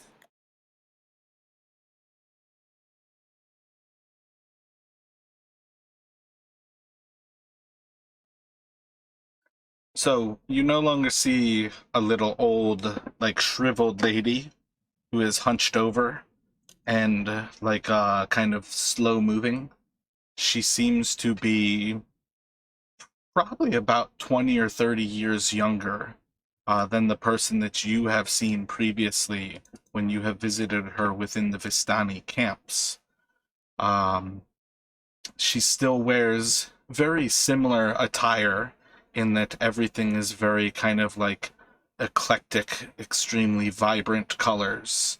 She's still bedecked with many kinds of jewelry, not necessarily expensive looking gold, but all kinds of things that are just almost emblematic of collecting things across a long life, where you find just tiny little this and that kind of almost like a keepsake bracelet where you start to add different things to it over time. Everything about her is just very an eclectic assortment of things that have kind of gathered together. And over the next little bit of the actual ritual being performed, and the ruby being destroyed, she seems to be like more ethereal and kind of gains more of a physicality over the next like about hour. But you all are currently presented with Madame Eva before you.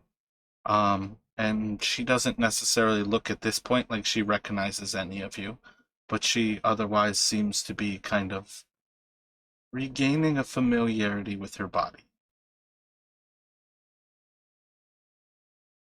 She's going to eventually look to you all.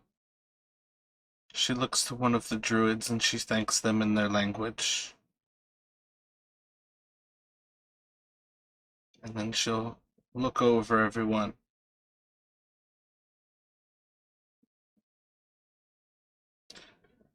And she seems to be kind of connecting the dots, where she's starting to perhaps recognize the four of you. And she'll take a few moments to look over Jape and just kind of seems to hold paused for a while. You've been exploring a lot,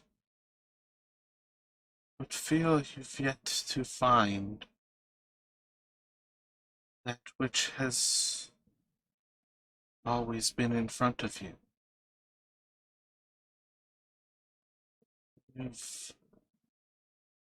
stepped to the demon's door, and yet not open it to seen your prize.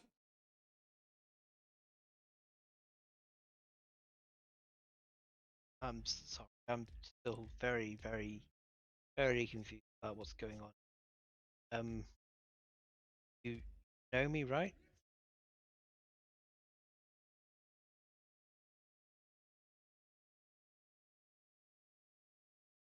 I do not control the mist. I do not have the power to bring nor release you from this place while it lives. I am most sorry that you've been joined to your sister and those who are stuck here. She is my sister. One of them, perhaps maybe the best way to understand it.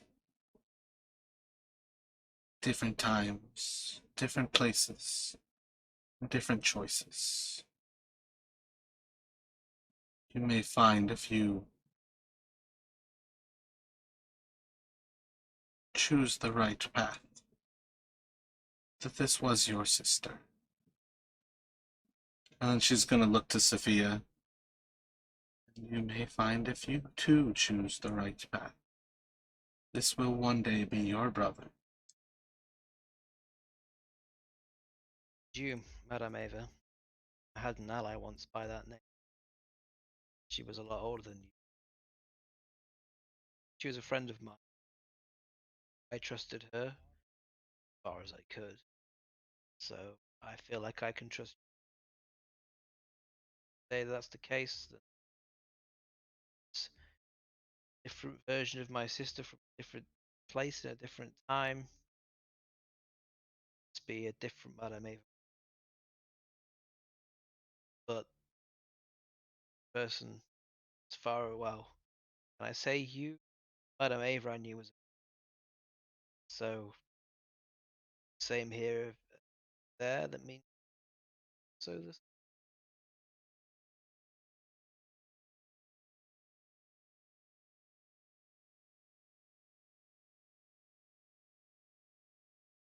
These people who you are joining know me as Madame Eva. I assure you I am not that person, just as much as that person was not me. This is simply the form that I take in these lands. I understand. So came from that stone and told the fortune came here and they seek stones so that we can leave this place for Sophia, is that right?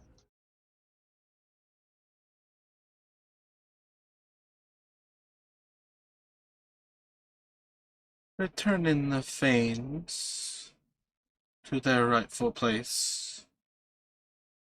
is perhaps the correct path. But that is not the path for which I read upon you all. You may have already made choices contrary to that. I turn to Flea and I'm going to say, what was your fortune? What did she tell you before you came here? I wasn't there that night. I would refer you to Sarkis. Same question but to Sarkis then. She gave us 5 cards. Wait, was it 5 cards? Yeah. The first was happiness. The second, valor. The third was completion. Fourth was death. And the fifth was the tower. And so far, sorry, I had to flip the page. So far, we have discovered the wealthy woman, the devil's ally, and the bones.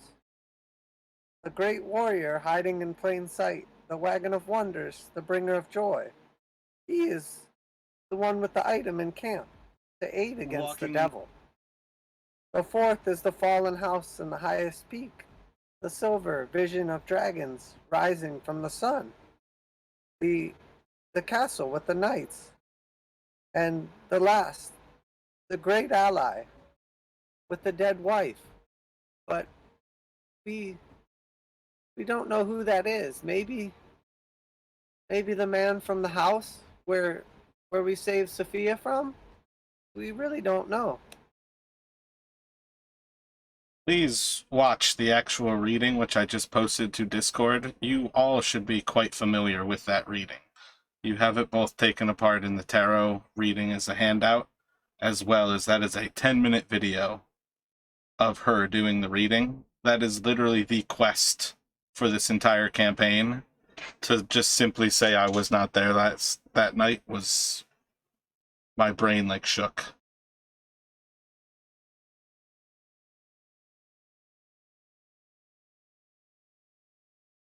Sorry about that.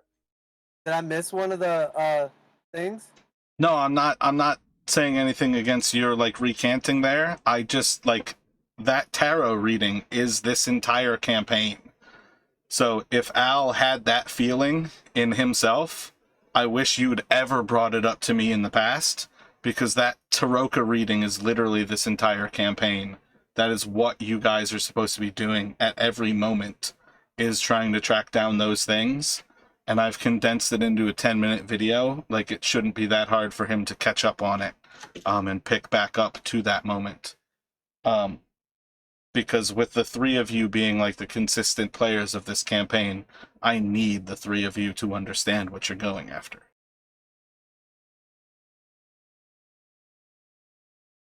Got it. But yeah, Josh, we figured out who the great warrior hiding in plain sight is. But the item he has, none of us can use, unfortunately. The wealthy woman is like the lady who like took over the main town that we like just came from before we came here. And then the fallen house is like these crazy like undead knights in a castle, basically. And then like the very first area we went to was like sort of a haunted house, and that's where we saved Sophia from. He like it was like a super fucked up like 3-way situation where like the husband like got the maid like pregnant, and then the woman like sacrificed the maid to like the devil and like killed the kids. It was like super fucked up. Yeah, sounds like some serious shit.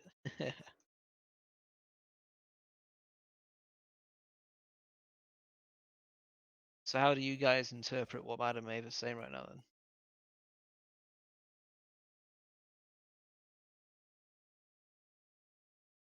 Well, I think that was pretty big right there because we basically like got one of the stones free. So I feel like the second stone we know Strahd's mom like has it in the swamp.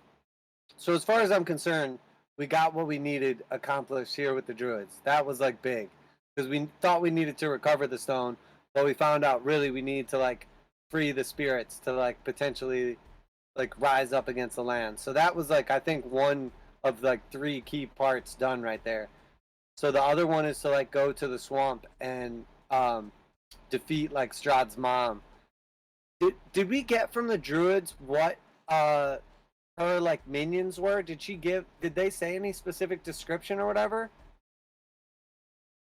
She is the one who animates the scarecrows to keep the crushers of grapes away, for they are doomed to fear her.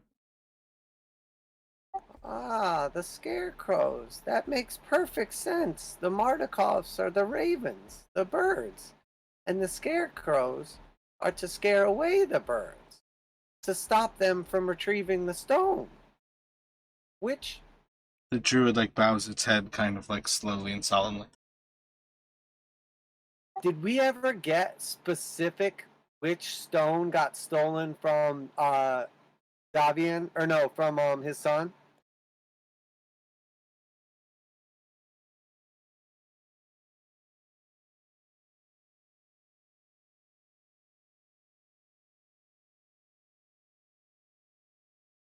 I don't think it was ever brought up in particular.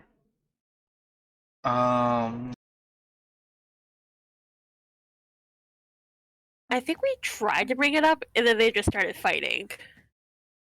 Yeah, that makes sense. I'm not sure it matters which one it was anyway. I think they said it was the blue one, but I can't remember because to tell you the truth, I thought the druids took the green one, so whatever I had written down was not right anyway. I mean, I may have also just fudged it and fucked it up like what I had in my notes.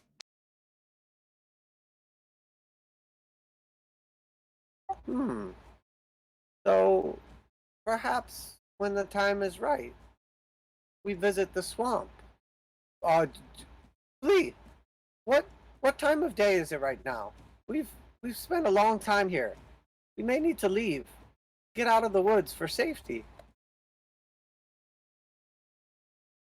I believe Baba Saga has taken the lapis lazuli, the weaver.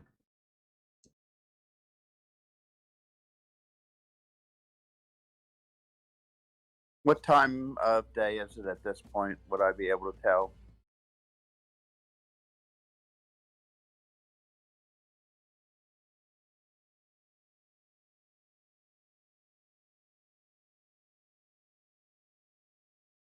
I feel like we're approaching 7 o'clock at that point.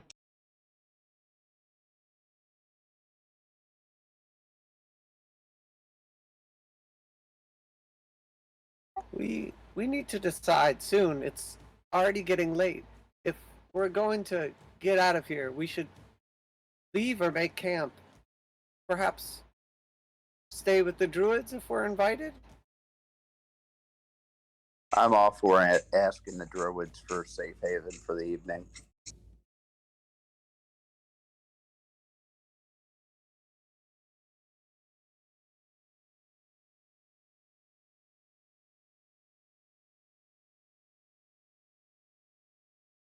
Then let it be so. Druids, who of you is the leader? Who's in charge? One steps forward and it kind of like looks down. You can call me Dances with Dewdrops. Let it be so, Dances with Dewdrops. I am the great Sarkis Shadowstep. We wish to make a bargain with you. For one night's stay and safety, I offer to you one of these extremely valuable and unique items. And I'll like dig through my pack for a second, and then I'll pull out like a really colorful like bubble pipe, and I'll blow a couple bubbles. The first item, the Great Bubbler. And then I'll like dig through a little more, and then I'll pull out a second item, and it'll be like a vial, and it says Griffin grease on it. And I'm like, the second item, very rare Griffin grease, very useful, can cure many ailments such as chapped lips. It can be used for cooking, many other things. But I'm sure you already know that. And the final item, and I'll like dig around like awkwardly for like a long time in my pack, and then I'll kind of have like a confused look on my face, and then I'll just pull out some of that cured wolf meat. Wolf meat, prepared perfectly, slow cooked in the fire, enough for each of you to have some. The choice is yours.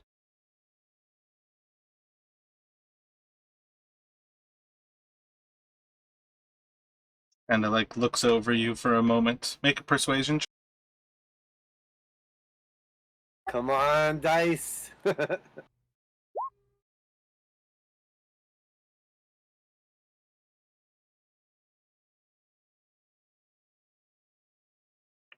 Great one. You may keep your provisions. And perhaps, as we sleep tonight, we may be able to replenish the wolf meat. But you need not pay to stay with us. Haha, deal.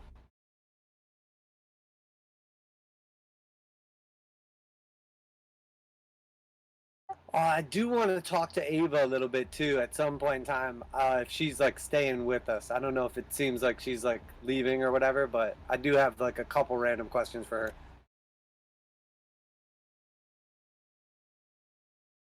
her. Throughout the evening, you all will find that Ava seems, to be somewhat, like catatonic at times, but otherwise, she's still with you all here.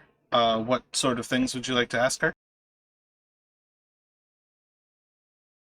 Do you remember the fortune that you told us, or does it? Are you just the vessel?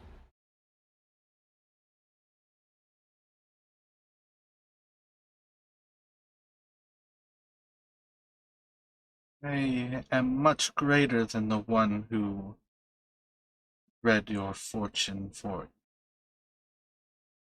She is but a fracture, a wisp of my true self.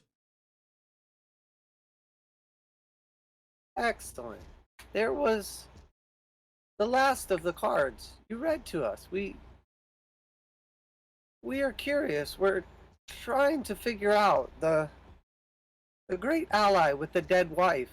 And Sarkis will like hold out his hand and he'll take off a ring off one of his fingers, and he'll hold it up to her, and you can see on it it's an engraved ring, and it says from Gustav to Elizabeth. Is this, is it them?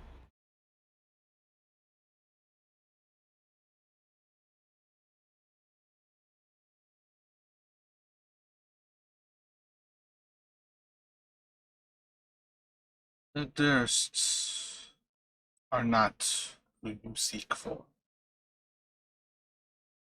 You must look to the demon and the terrible perversion of nature that she sustains within her bed. The demon, not the devil? A different demon?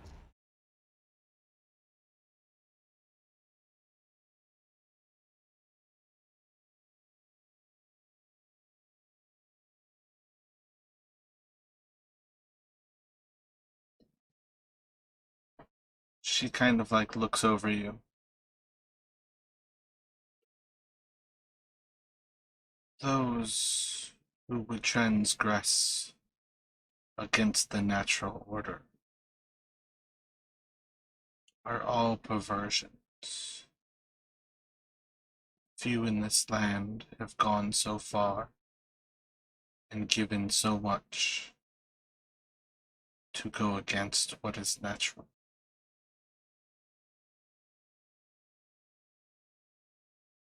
He like blows some bubbles out of the pipe.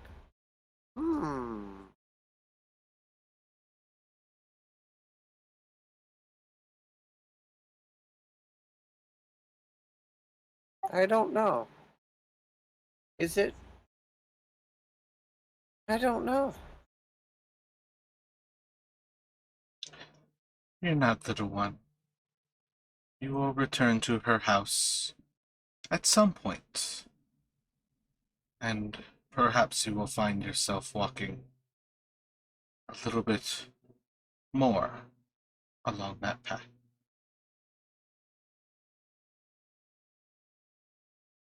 She has taken over the town, killed everyone that opposes her.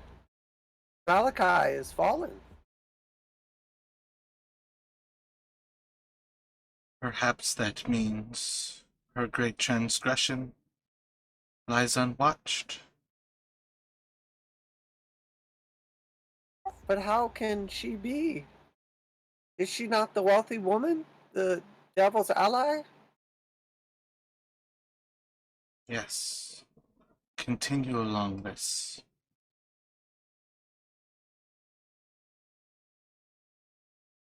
Perhaps in time, the questions will present themselves.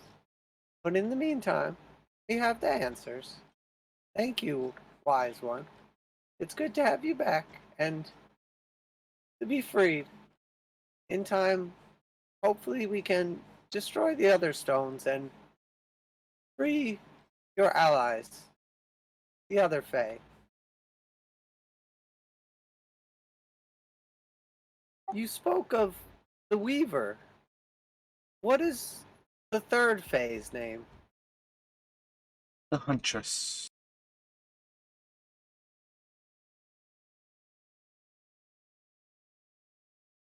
The Huntress. Is she connected to the Great Hunter?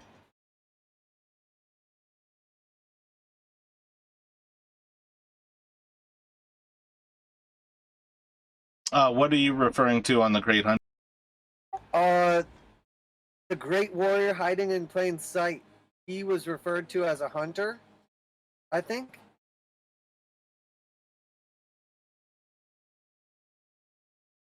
Because I thought he was a bard, and then I don't know if it was intentional or even connected, but I believe you called him the hunter. There's a reason he was a terrible bard. Yeah, that makes perfect sense. That explains it, Kavi. I thought you were that good, but it turns out he was just really bad. I don't know if I'm supposed to take that as an insult or a compliment. It was like a backhanded compliment. Or a front-handed insult, but I was just joking. The two have a history together. He once saved the sliver of her being that walks these lands.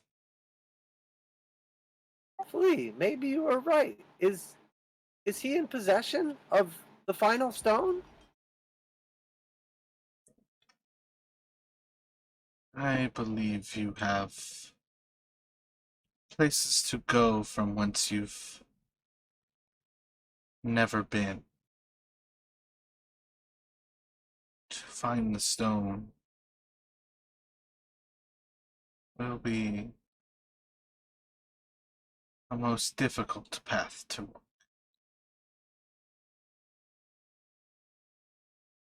Yes, much of these lands are still undiscovered by us, but for now, let us relax and rejoice.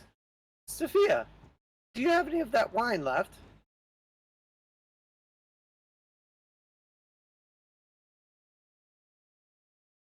She's gonna, like, kind of open up her bag. You hear, like, the clinking of bottles. If I say no, will you believe me? I mean, I was going to try to get you some more of that fireball, but if you won't want to share your wine, I doubt Madame Eva will have any fireball for you. It's gonna look back over at Madame Eva. I took some fireball from the Serfal's camp.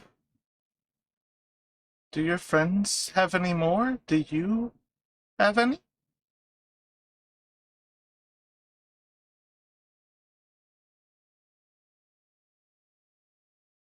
Child. Most certainly.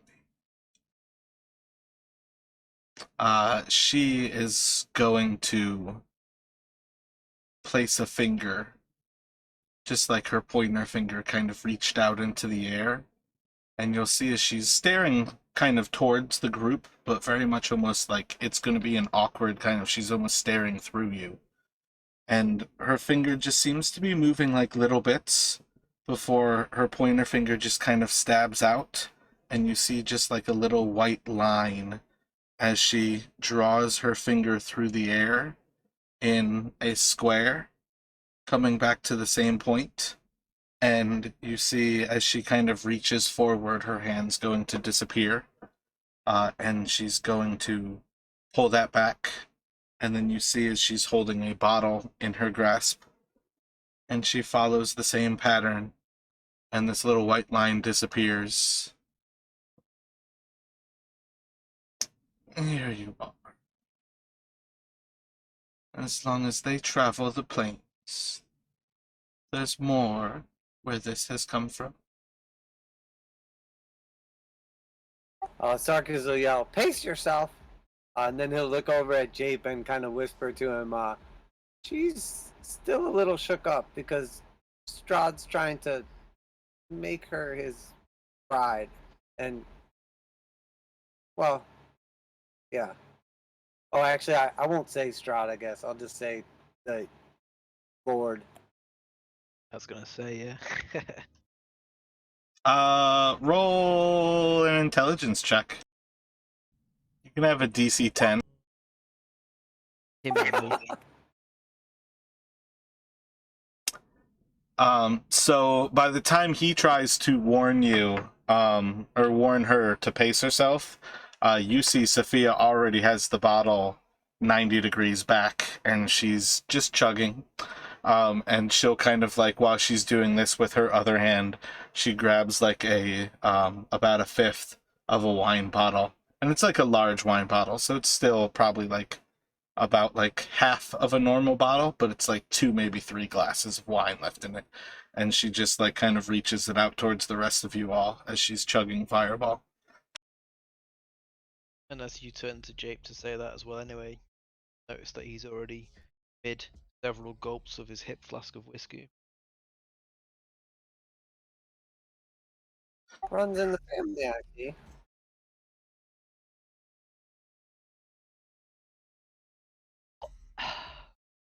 If you knew our parents, you would understand. So I think that's all I had. I don't know if anybody else has any other stuff they wanted to do or say or anything. No, not right now.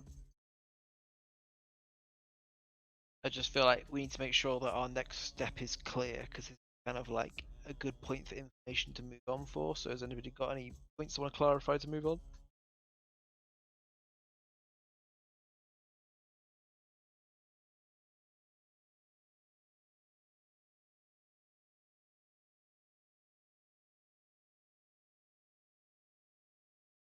So at some point coming up in the near future, you all are going to see a large fireball in the sky. And moment by moment, the fire is going to be getting closer and closer and closer. It's him. Madame Eva is going to look across the party. Well, that's most unfortunate. I don't believe it's time for us to meet quite yet. I bid you all adieu. Many thanks. Please don't hesitate to find me. And she's just gonna kind of step forward, disappear. As he's coming up, I want to warn Jape. Mind your tongue. Say as little as possible. And don't trust anything he does or says. He can control our minds. Understood. I turn to Sophia and say, "Get behind me, please." Got both my swords. She kind of like drunkenly pats you on the back. She's like, he'll kill you. I assure you he won't harm me. I'm the one person who's safe from him. She kind of pushes you backwards and stands in front of you.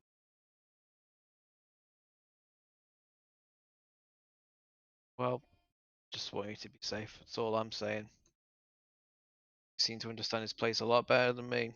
We're not safe here. Everybody's doomed in this place.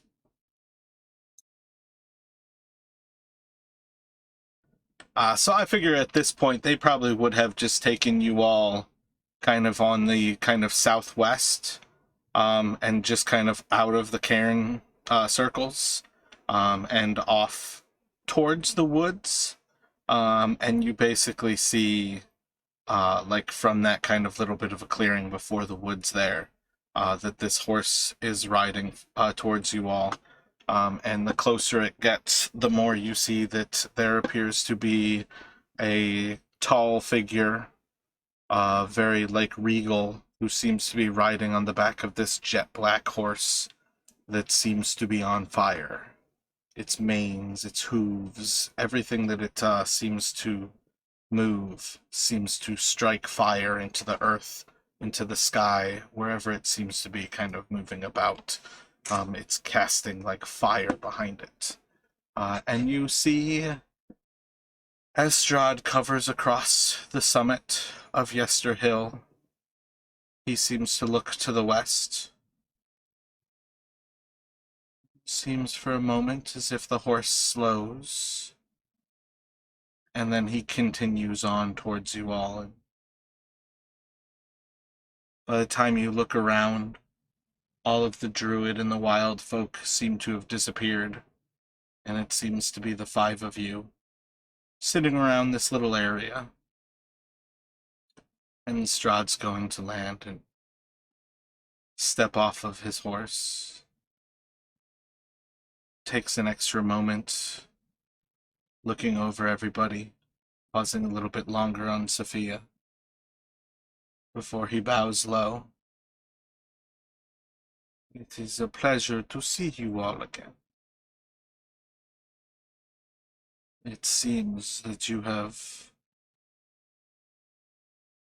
destroyed the vampire's tree.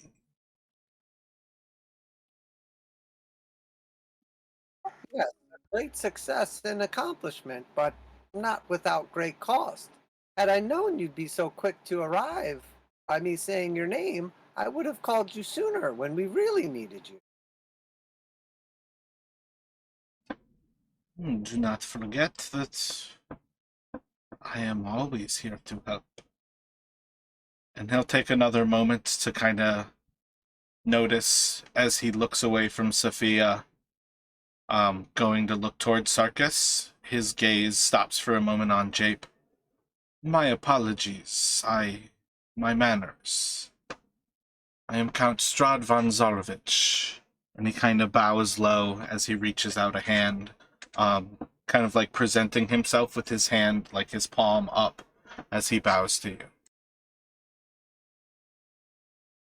The pleasure is all mine, I'm sure. Thank you very much for arriving so promptly after we called you here. I'm Jape, and again, the pleasure is all mine. I'm going to bow as well. Bow took a sort of side glance to Sarkis, a bit like, "Is cool."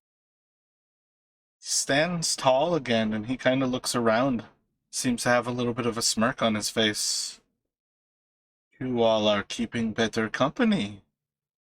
I remember many of you have quite poor manners.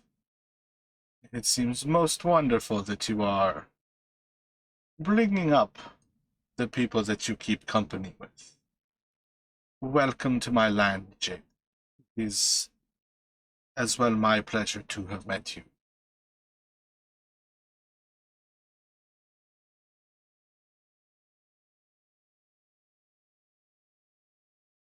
You must excuse me, though. I am a little confused. I have just very recently arrived here. I've met these good people and heard, and then glancing nosily around, good things of yourself in this area, and it's just great to finally meet the great man behind this this domain. Make a deception check. Okay, that's definitely a fair call.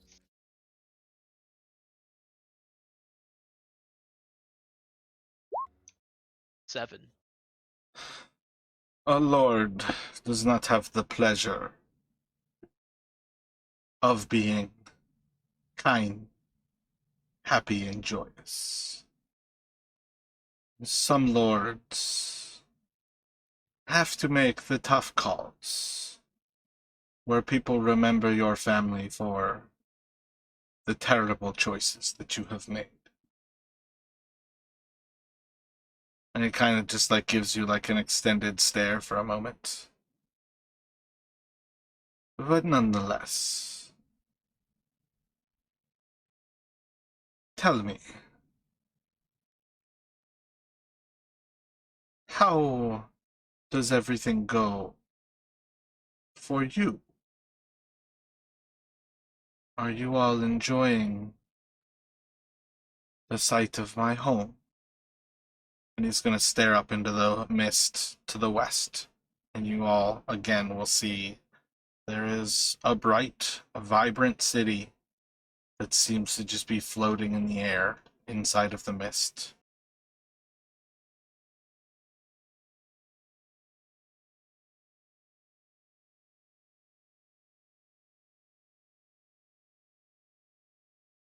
You were right about one thing, Strahd, but I'm sure you already knew that. And what, pray tell, was I correct about little Sarkis? He'll like put his staff in kind of like his armpit and hold his hands up and look up at Strahd and say, these lands corrupted me beyond anything I could ever imagine. And do you then desire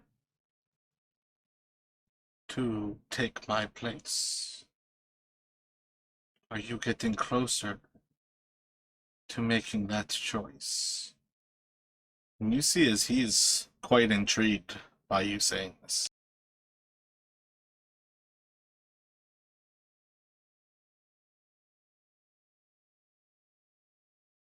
No. No, I will not take your place. Not now. Not ever.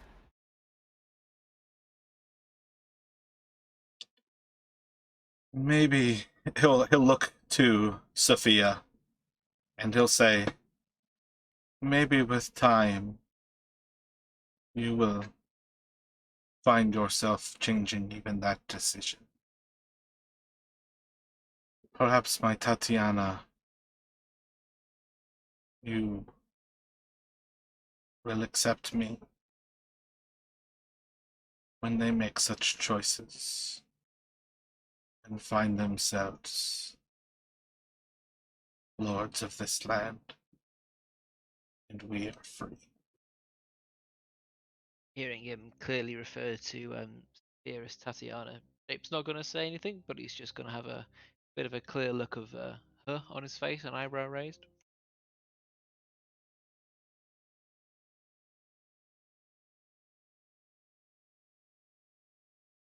I would as much take your place as you would free the girl from this land. I'd say it's not possible. I do not believe you understand. I would free her if she were not attached to my punishment. She is as free as the next person, and she is imprisoned as much as I am. Because whatever this place is, the very nature is to cause me suffering. That this place must exist. She is destined to always be here to suffer.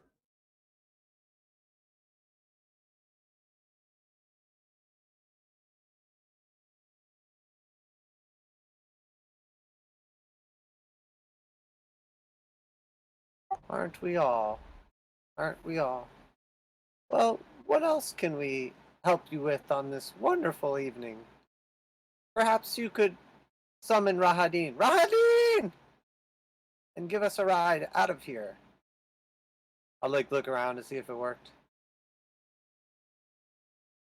Where do you care to go on this fine evening in the most wonderful land of Rome?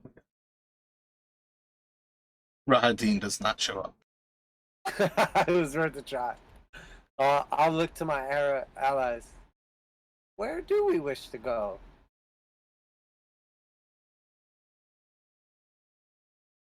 Home? It is okay, far traveler.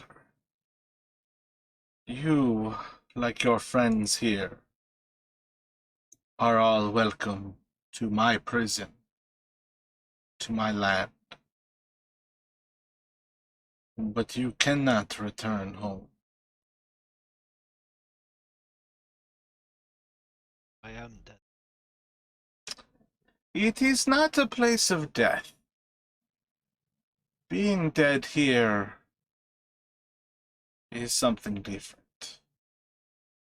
If you would like to join the procession, though, it is a beautiful sight. I mean, that sounds great and all. Very kind offer. You seem like a great person. Um, I respect you greatly. You seem very powerful, but I'm kind of just cool with just figuring things out here and, just keep my head down, being helpful, being good, and I'm good for whatever that procession is, if that's okay, please. Thank you. Kind of like smirks a moment and he says, I am a very benevolent lord. And he just cracks up laughing as he tries to say benevolent. Yeah, yeah, I'm sure you are. Thank you, please, and thank you very much. Thank you. Kind regards. Jape is visibly very confused.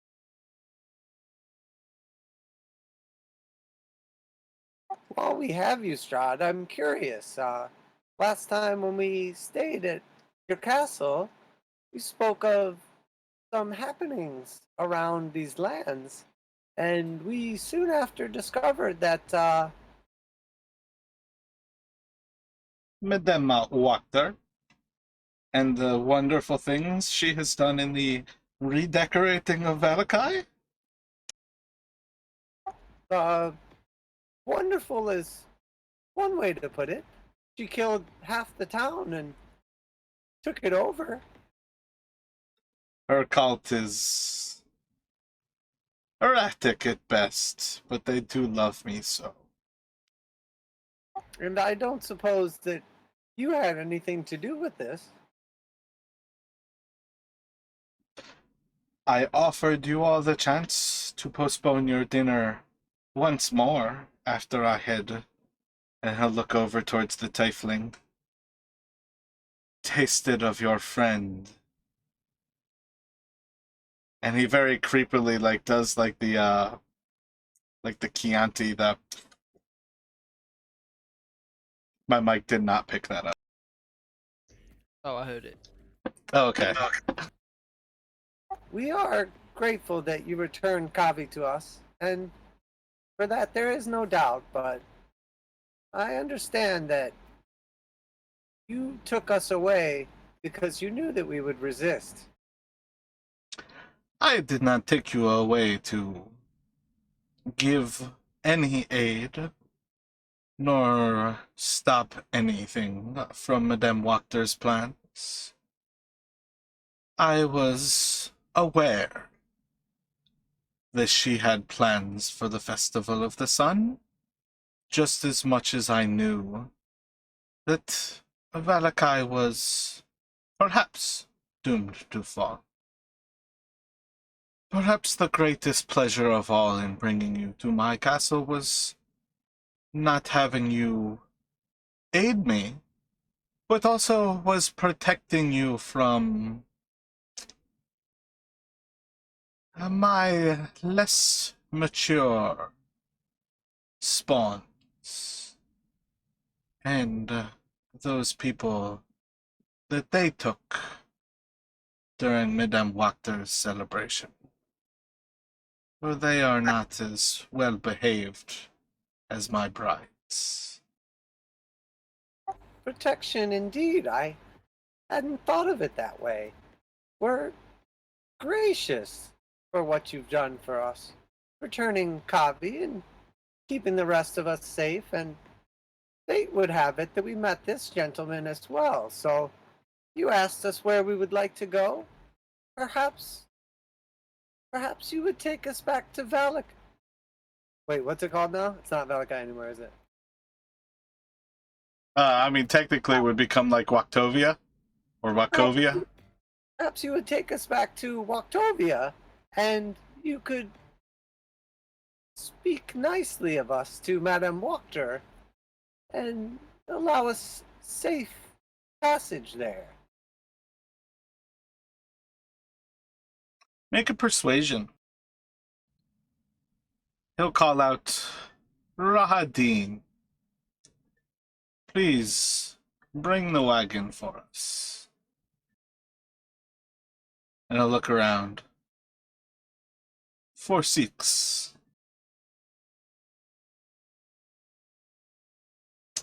And a few moments later, probably about like a minute or two kind of passes before you start to hear the hoof, the sound of hooves, and shortly after you see the same black wagon that you've seen Rahadin riding on, as he kind of brings it up on the coach. And as it turns, it seems now that it is a stretch wagon. It is almost twice as long as it was before. And Strahd kind of smiles a little bit. Ah, excellent. You got the final part of my message. Wonderful. Rahadin, this is our new friend, Jape. And Jape, this is my servant, Rahadin. Make a perception check for me, Jape. Okay, 1 sec.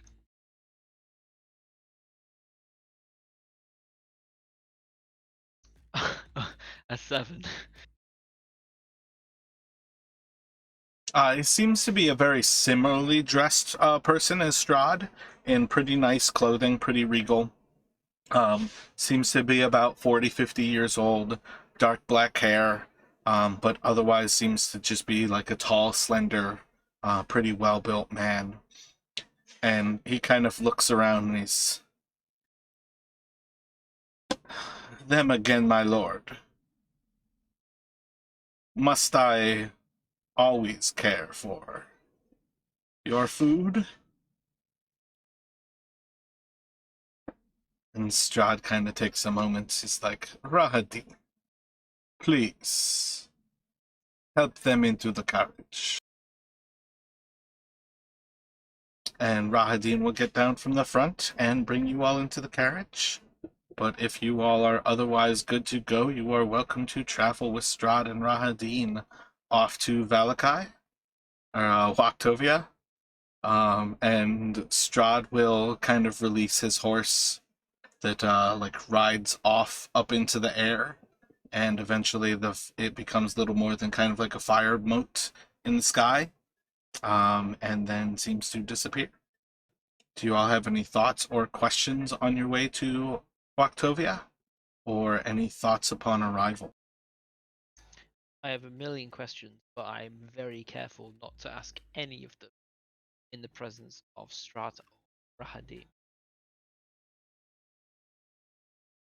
Sarkis will for sure look at Rahadin and like smugly be like, "It's good to see you again, Rahadin. You look well." And he'll sort of like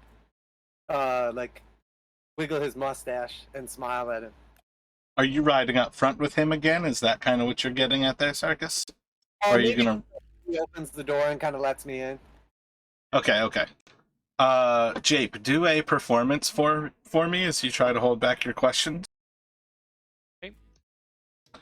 Kavi, Flea, any thoughts upon seeing Strahd again or Rahadin? 8 for me. At least that's better.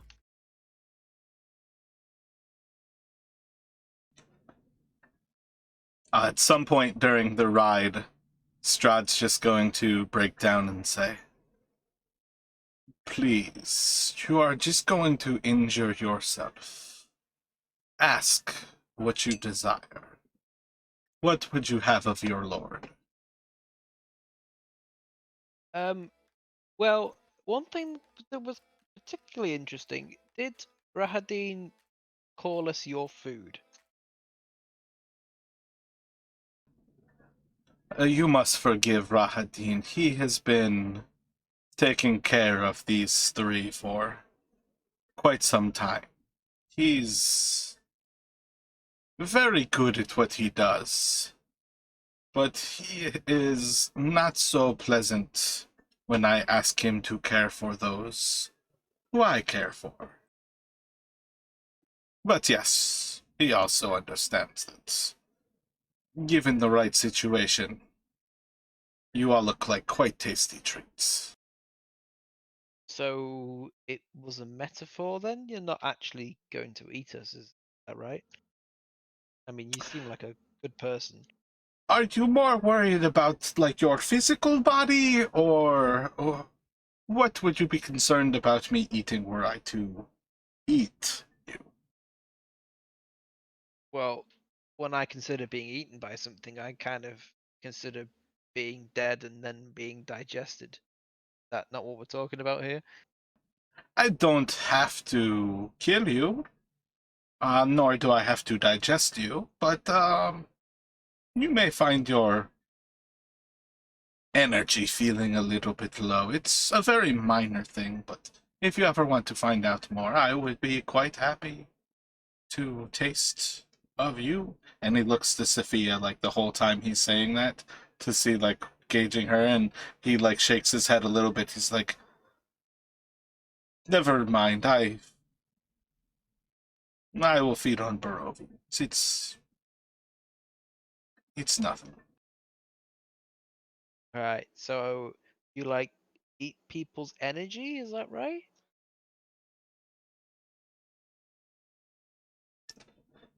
Oh, for you it is energy, but I am cursed. I do not gain sustenance from food. There is no flavor left for me to enjoy, neither morsel nor drink. There is only the sustenance of blood for me. I think I sort of understand, and please forgive me because the reason why I may have looked slightly uncomfortable is because the questions that I had, I did not want to offend you. I'm very grateful for this, kindness you're showing us and the fact that you're clearly helping us. But the next thing I was wondering was, you live in that castle in the mists and you arrived on a horse made of fire sky. I am the That lord of this land. I go where I need to. But you cannot offend me here. These four, they work against me just as much as they work for me. They do not seem to know what they would like to do yet. One moment they are helping me, another moment they are keeping things from me. Sometimes they find incredibly dangerous relics that they try to hide from me. They're very confused people, but they still have their freedom. For now. Okay, so you're not looking to eat their blood and take their energy. You're happy with them to be in your lands for now, but you do eat the blood of other people instead who aren't people, right? These lands are very complicated. But yes, I have found. Sometimes I must feed on some people. Sometimes I must enjoy the company of those who are new. It has been kind of like sniffs the air. Nearly 625 years that I have ruled these lands. And other than yourselves, the far travelers, it is only ever the same people who are here. There is very little that is new for somebody such as me. You must understand that these 4 souls, you 5, are so interesting, so intriguing. And he's gonna like reach out and touch Kavi's tail, and he kind of like draws his hand back like along her tail towards the tip of the tail as he kind of lifts it a little bit. She just drove straight up and tries and does everything in her power not just like whip her tail away from him. My apologies, Kavi. I cannot resist. And he looks back towards Jape and he's just like, Sir Jape, it is so wonderful to see these new creatures, these wonderful things. Is she not so beautiful? Yeah, I mean, if you're into that sort of thing, I mean, I tend to like, I mean, have you ever been to the Lion Shield Costa in Phandalin? That would explain it perfectly what I like. I have not. But I would so desire to go to this Lion Shield Costa in Phandalin. And he takes a moment to just like slowly enunciate the word Phandalin. It seems so like exotic, and you just see like a devious smile on his face. Tell me more about this land. Where is it? What do you know of its surrounding? So wait, hang on. You haven't heard of? It's on the Sword Coast, Waterdeep. Oh, yes, yes. One of my concubines is from that land. How wonderful. We have tried very much to make our way through. It would be a pleasure to feed, to be introduced to those lands. Well, I mean, the greatest of respects. I mean, I don't think those lands would appreciate it that much if you show up there and start drinking their blood. I mean, it seems like you've got a pretty sweet deal here, right? You've got lots of people here. You obviously aren't that critically desperate for blood, if you don't mind. Again, I don't want to offend. If you're just letting us go without eating us, so you must be okay here, right? Or is that what the curse is? You're the lord of these lands, but the curse is that you can't leave these lands. Is that what I'm picking up? This is quite truly my very problem. I will live forever, and I will feed forever. But I will always be locked on these lands that I have conquered, and I will always suffer to see my Tatiana come, age, and die over and over and over again. She is destined to die before my eyes. It's why I cannot let Sophia go. As our fates are tied, that she is my punishment in these lands, and my eternal life is that which my heart beats for is always. And he kind of like reaches out but closes his hand before he touches Sophia, just out of grasp. But alas, we are arriving in Walakai, and I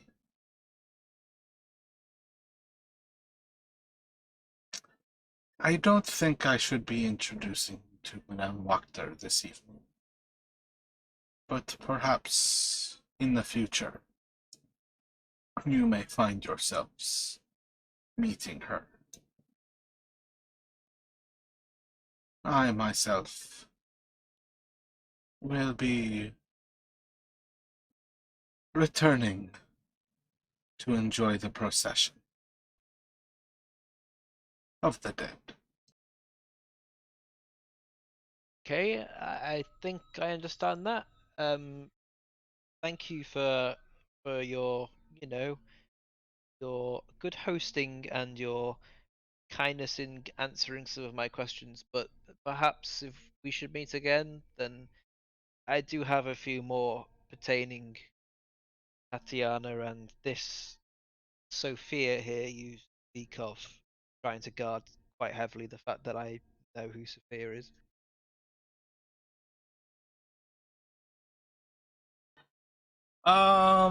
Make another deception check. Ah, shit. Okay.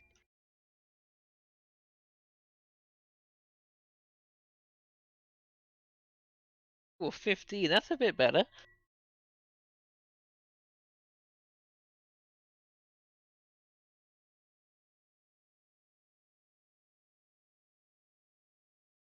So he's going to step out of the carriage on the west side of Walakai, near the gates. As he steps out, he'll look back to you and he'll say, perhaps you will have more questions in the future. But Tatiana is a dangerous subject to converse over. I do everything that I can to remain a gentleman. But I must admit sometimes I lose control when she.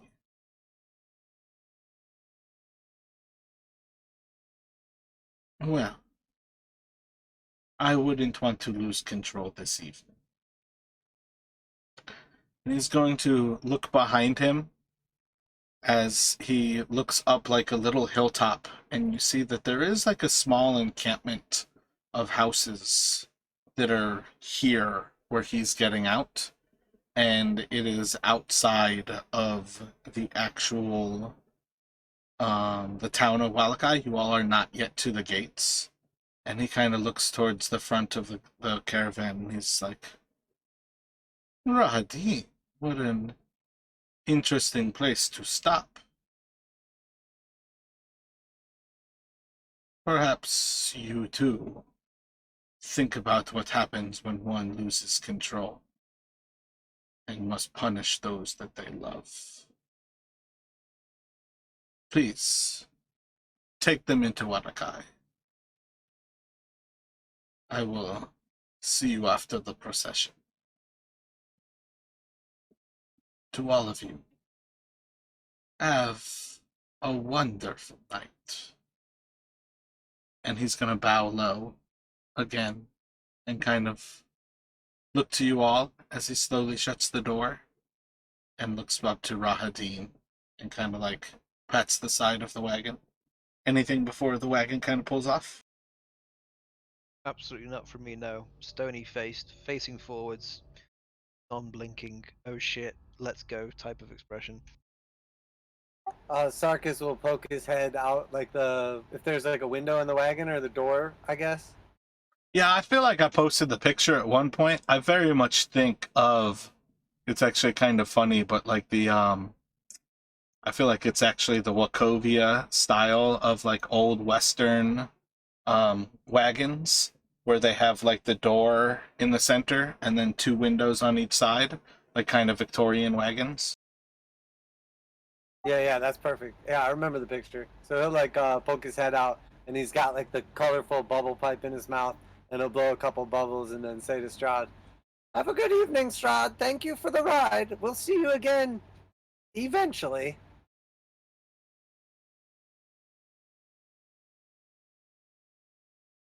Yeah, I repinned the actual pinned the actual message in the Fright Night for chat on Discord. That's like the general idea of what I think their wagons look like. Oh, this would actually have been the stretched wagon as well to fit all six. So it's like more like an old Orleans type thing than rather than like a English Victorian style.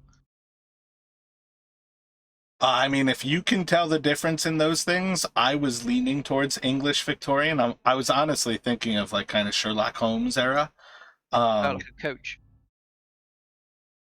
I'm gonna go sure. I think the biggest part to me was making sure that the driver sat outside and that it was kind of like a covered inside. Maybe even like Louis the 14th era, like a Tale of Two Cities kind of thing, is what I had in mind on the coaches. But I don't necessarily know the difference between like the coach and like a wagon. And like, I mean, a wagon to me is almost like open top. But like knowing all of the differences, it doesn't necessarily connect the dots in my brain.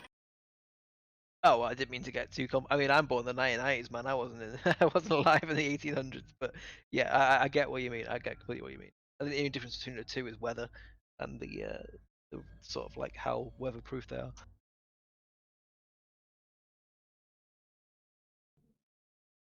So if there's no other thoughts while you all are with Strahd, let's take one more break here. And when we come back, if you guys have anything in particular you would like to kind of start inside of Walakai, it's probably about like 11:15 as you're entering Walakai.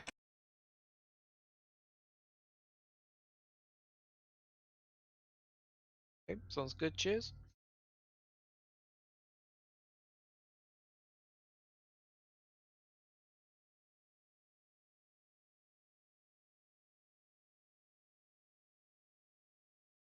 For the first time ever, I am not going to use this break to get more whiskey. It's got to a point where, shockingly, I'm thinking, no more, no more whiskey. What time is it for you right now? It's 2, which isn't too bad, but it's more. I can comfortably say I've had a few more than I would normally have at this point in a D&D session. Right. Yeah, I feel like Seamus was got switched to like a 5 a.m. work schedule, so that was part of it for him. I feel like he was like roughly in London though, so it was definitely craziness to imagine having like 2 hours of sleep. It's like a nap. Yeah, definitely. There's no switching that around unless, of course, you decided you'd like go to bed like a full 8 hours before the session. But that would mean going to sorry, I got hiccups. That would mean going to bed very early, so that wouldn't really make sense to have one night of a completely different sleep schedule.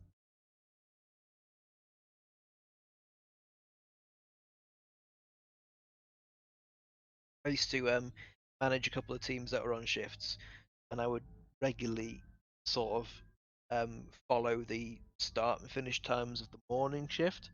And even though I do that sometimes for like a month straight, I would literally never, ever, ever, ever get my body clock set for the 4 a.m. starts for a 5 a.m. like clock-in time in work. So to even do one day of that and then go back to normal would just mess me up so much. So the Seamus guy, yeah, I can sympathize with him. Work.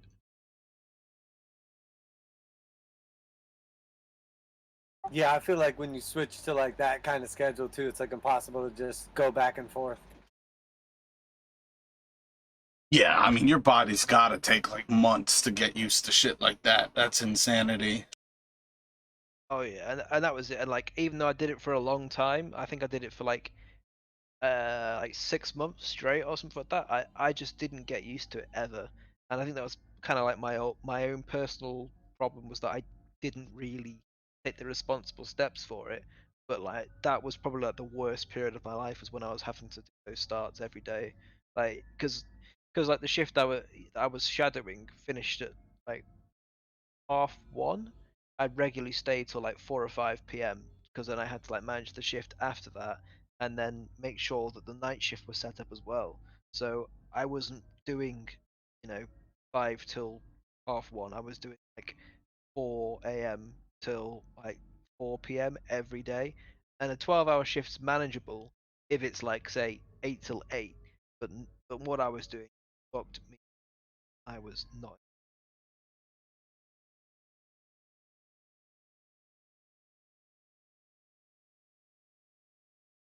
Yeah, I think there's few things that are as bad as you as not having a consistent sleep schedule, and also like basically flip-flopping your sleep schedule. I feel like medical folk almost have like a superpower of how they train their body to be able to work those 3 shift varieties. Yeah, and I did that for a bit as well. Like, so I think for about 18 months ish, I do like a week of early starts followed by a week of late starts. And again, I think it was my own lack of personal discipline, was that I was just allowing myself to get messed up. But my ex, she was a nurse, and like she switched to it very easily, and she was still very functional on like her days off and also on days that she was in work. But I was just downward spiraling for the entire time that I was doing it, because I just did not have the discipline to be like, right, well it's 8:30 in the evening, that's time to go to bed because I got to be up at X in the morning.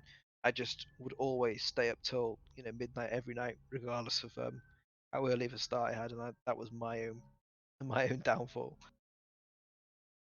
I get little bits of joy role playing characters who go to sleep like at the right time to get up when they want to, but it's simply just the role play. I've never been good at doing it. Is everybody otherwise back at their computers at this point? Do you all have plans what you would like to do inside of Walakai?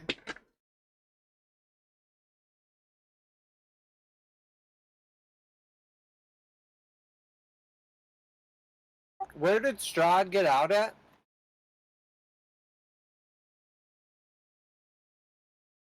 On the west side here.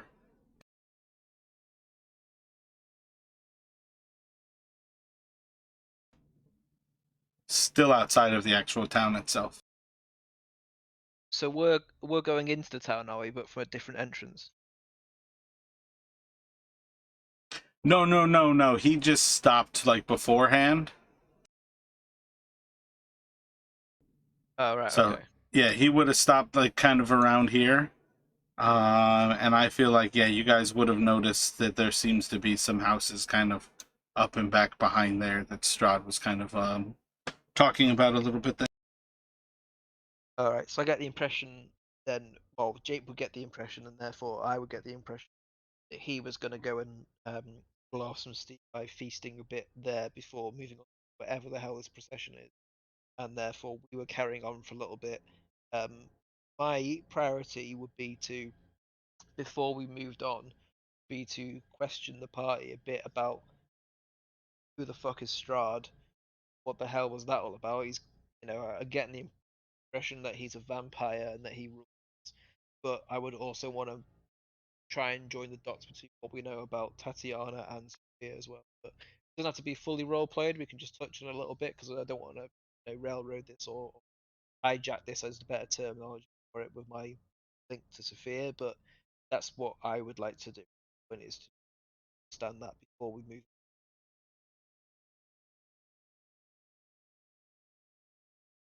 But yeah, like if you all wanted to, you could still send Rahadin off. At that point, you wouldn't necessarily have to take the ride any further if you wanted to. And gain that bit of separation. And you all can have a pretty general conversation as to what some of those answers would be. Right. So Flea then. What is your understanding of why we're here? So you can explain it to me. Sorry.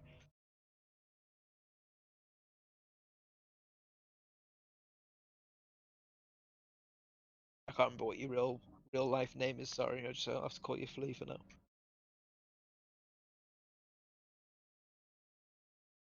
It's Al, but perhaps he did not come back from the break yet. Oh, okay, makes sense. And so then I'll ask Key then.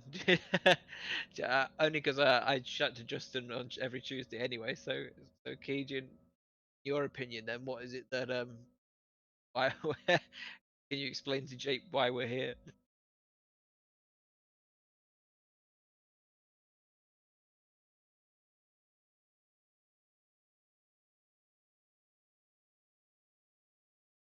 Oh god.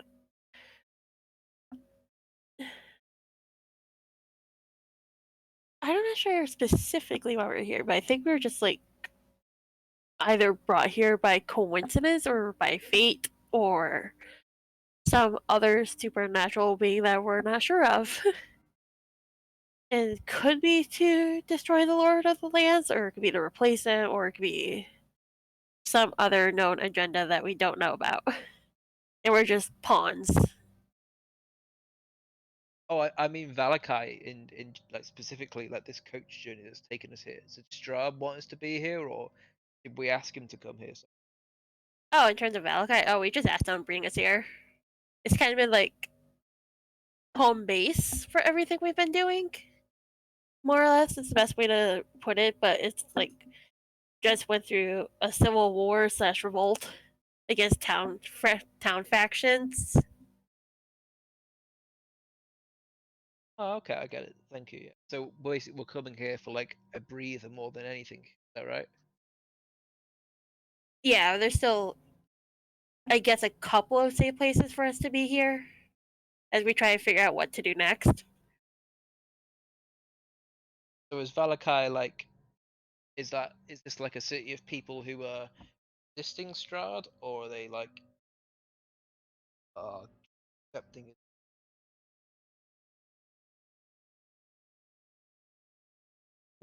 The resistance, if you call it that, has fallen. Lady Wachter seems to worship him. So, and again, I mean, no offense to you, you seem close to Strahd. Strahd seems like a real, I want to call him a good person, but like a good lord. I just mean that like I'm just trying to put things together here. Is this like a place where they happily accept Strahd as their leader, or is this a place where like Strahd wants our help in like you know making this more under his control, or what? I think there's two separate agendas going here. I think the town itself, I think they just accepted their fate as in Strahd being their leader, and thus they can't really do anything to oppose him. But on the other hand, you got the revoltist Manawakter's faction who just took over the town, probably to gain his favor. Strahd is the devil and the ruler of all these lands. There was ever a safe place, it was Valakai, but now that Madame Wachter has overthrown Lord Volkovich and likely killed him, there's nowhere safe in these lands. Matter of fact, we're not even safe here. Seems to me like nowhere safe when at any point somebody could accidentally say that guy's name and he'll appear on his fucking horse on fire. That's why I was hoping that he would ensure our safety here, but he did not seem fond of the idea. But at least we don't have to travel. I mean, yeah, that was nice, but I'm kind of confused. If he's so bad and if he's so evil, then why was he so friendly to you guys and why did he give you a lift? He's using us the same way that we use him. What does he stand to gain from guys? He needs me to love him. That's kind of fucked up. You're like, how old are you in this place?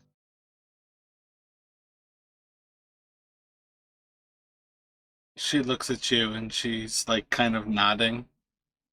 Just like, he thinks I'm Tatiana,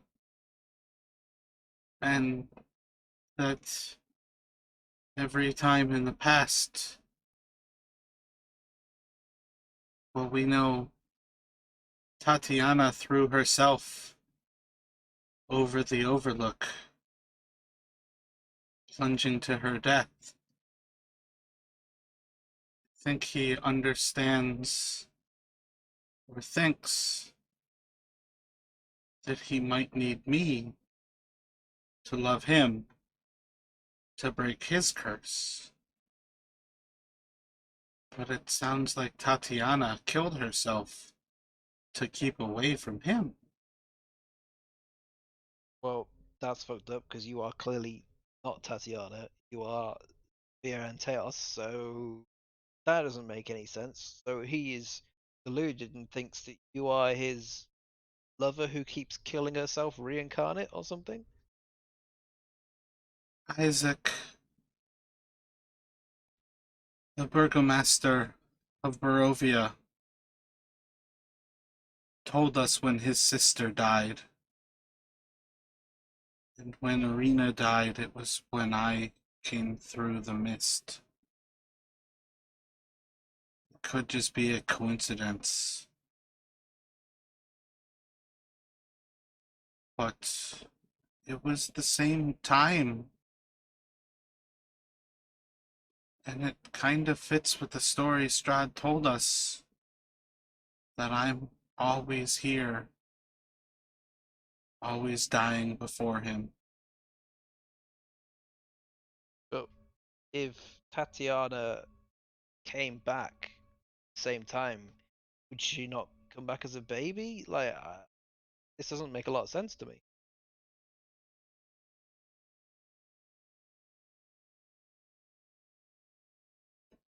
You don't understand what's happening.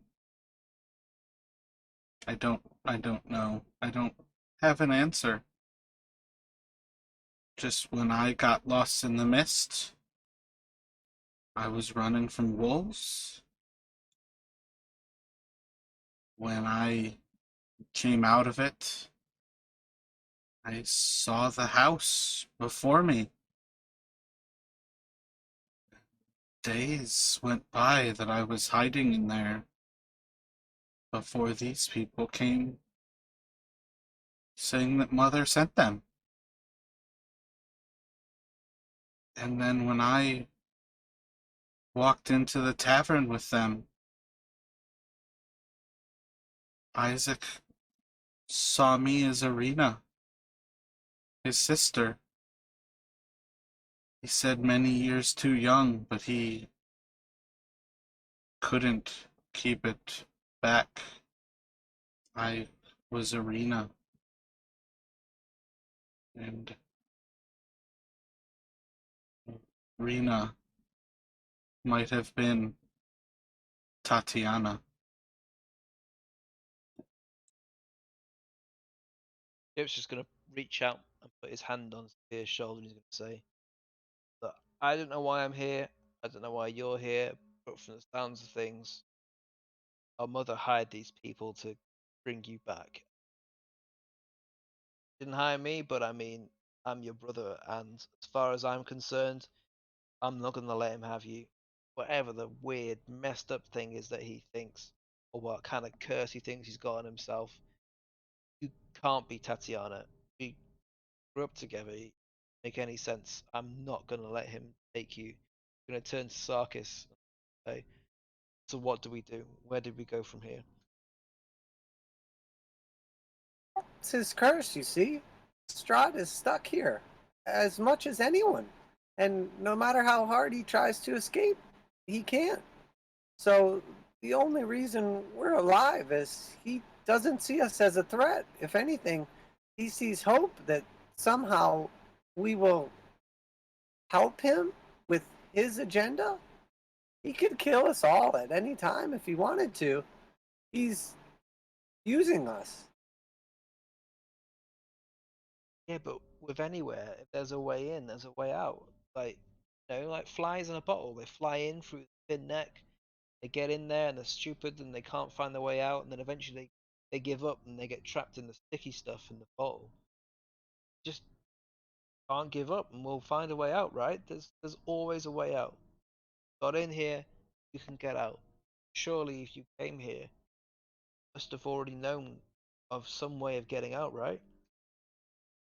He brought us here because he sees something in us, some potential. He's looking for a replacement. I think he's convinced that if he finds someone else to take his place as the devil, the ruler of these lands, that he'll be free of the curse and he can leave. But part of it is getting your sister to willingly accept him, to be with him, to love him, become his bride. But as long as I'm alive, it will not happen. Well, thank you. I appreciate that, and as long as I live, I'll see that doesn't happen as well, provided I am still alive.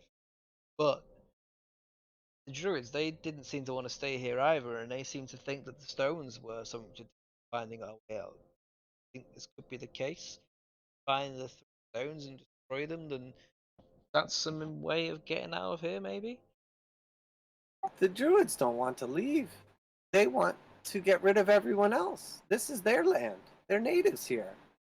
Much like, well, some are natives here, and the rest are far travelers like us. But we all wish the same thing, for this hell to end. Well, look at these people. They've built a city, and the winemakers sit around. They've had the time to build a brewery. They're in no rush to get out of here, but I am, and surely you don't want to stay here, and she doesn't want to stay here, gesturing to Sophia. So, it seems like before we lose the drive or the passion or whatever it is to get out of here, we need to act on that, and we need now. There has to be a way out. I'm just not going to accept that there isn't. You don't seem like the kind of person to just give up and accept his fate, right? Gotta you gotta have the same belief as me that we can get out. Anybody who walks into the mist, it burns your flesh. Once you're here, it consumes you to go back in. The Vistani are the only ones who are free to travel between it, between these lands, and others. They saved him at some point. He said it was his gift to them so many hundreds of years ago. Stani, who are this Stani?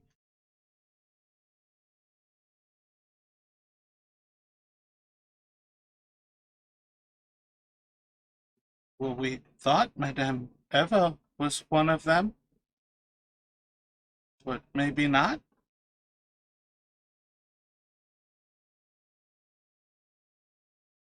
I don't. I just don't know enough about it. I hope you guys would have an answer for me, but it just seems to me like we can't give up. We can't accept that this is it. That what's the plan if we don't get a way out of here? Is that we just hang around and eventually Sophia marries that psychopath and then she kills herself because she hates the fact that she's married to a psychopath? What? I don't understand. There's got to be a plan. There has to be a plan. We've not given up. We're not accepting our fate. While I understand I'll never leave this place, I know that there's a reason I'm here. It's to kill him. But I will never take his place. As much as I will never leave it.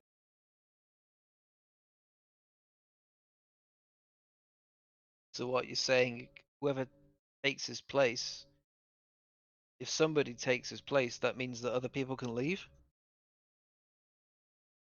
No, no, not others. Him.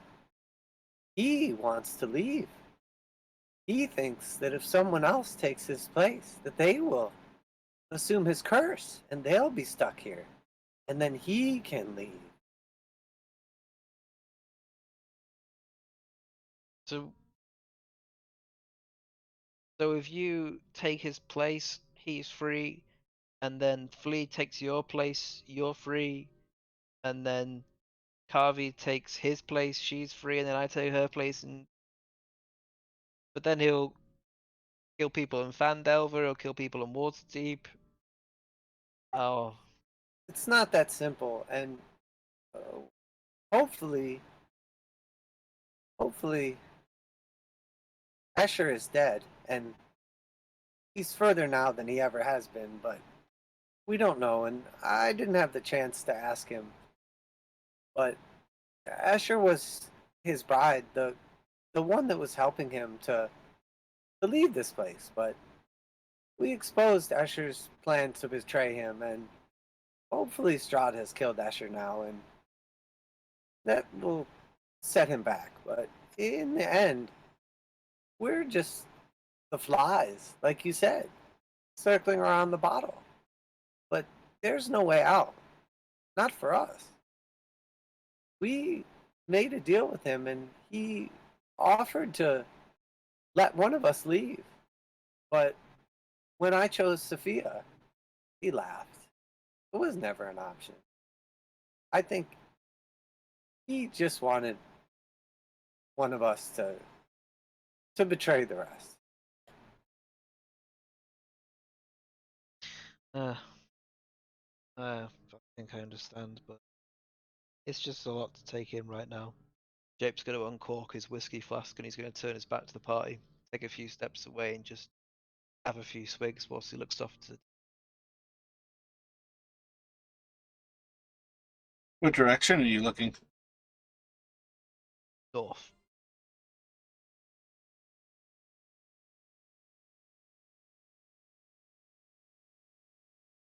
Roll a perception check.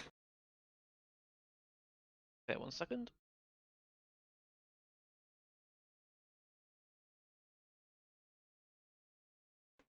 What's everyone else doing?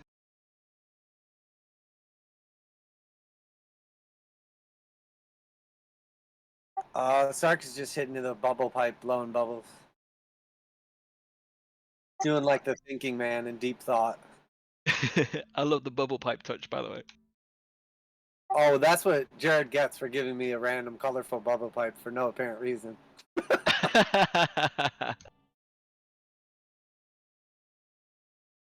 It was a great roll. Hopefully I still have bubbles. I don't know how many I got, but I No, imagine I feel like it's a magical bubble pipe. Like it literally just creates bubbles. Oh, okay, perfect. Well, then I will continue to use said bubble pipe, and I'm glad that the druids did not accept it as payment. A wondrous item. The abled bubble pipe of bubble blowing and Eternus. Yeah, don't give me random shit like griffin grease for no apparent reason, and don't expect me to not try to tie it in somehow. Yeah, all of that would have been pretty abhorrent to the druids. But yeah, Jape, as you kind of look off to the north, you see just off some distant area, you just see the mist kind of hanging out just inside of your view, but you're otherwise just looking over like a large forest, and then you just see that same creeping mist, and it just gives you an eerie feeling to have a further description of what appears to be almost a conscious thing to itself.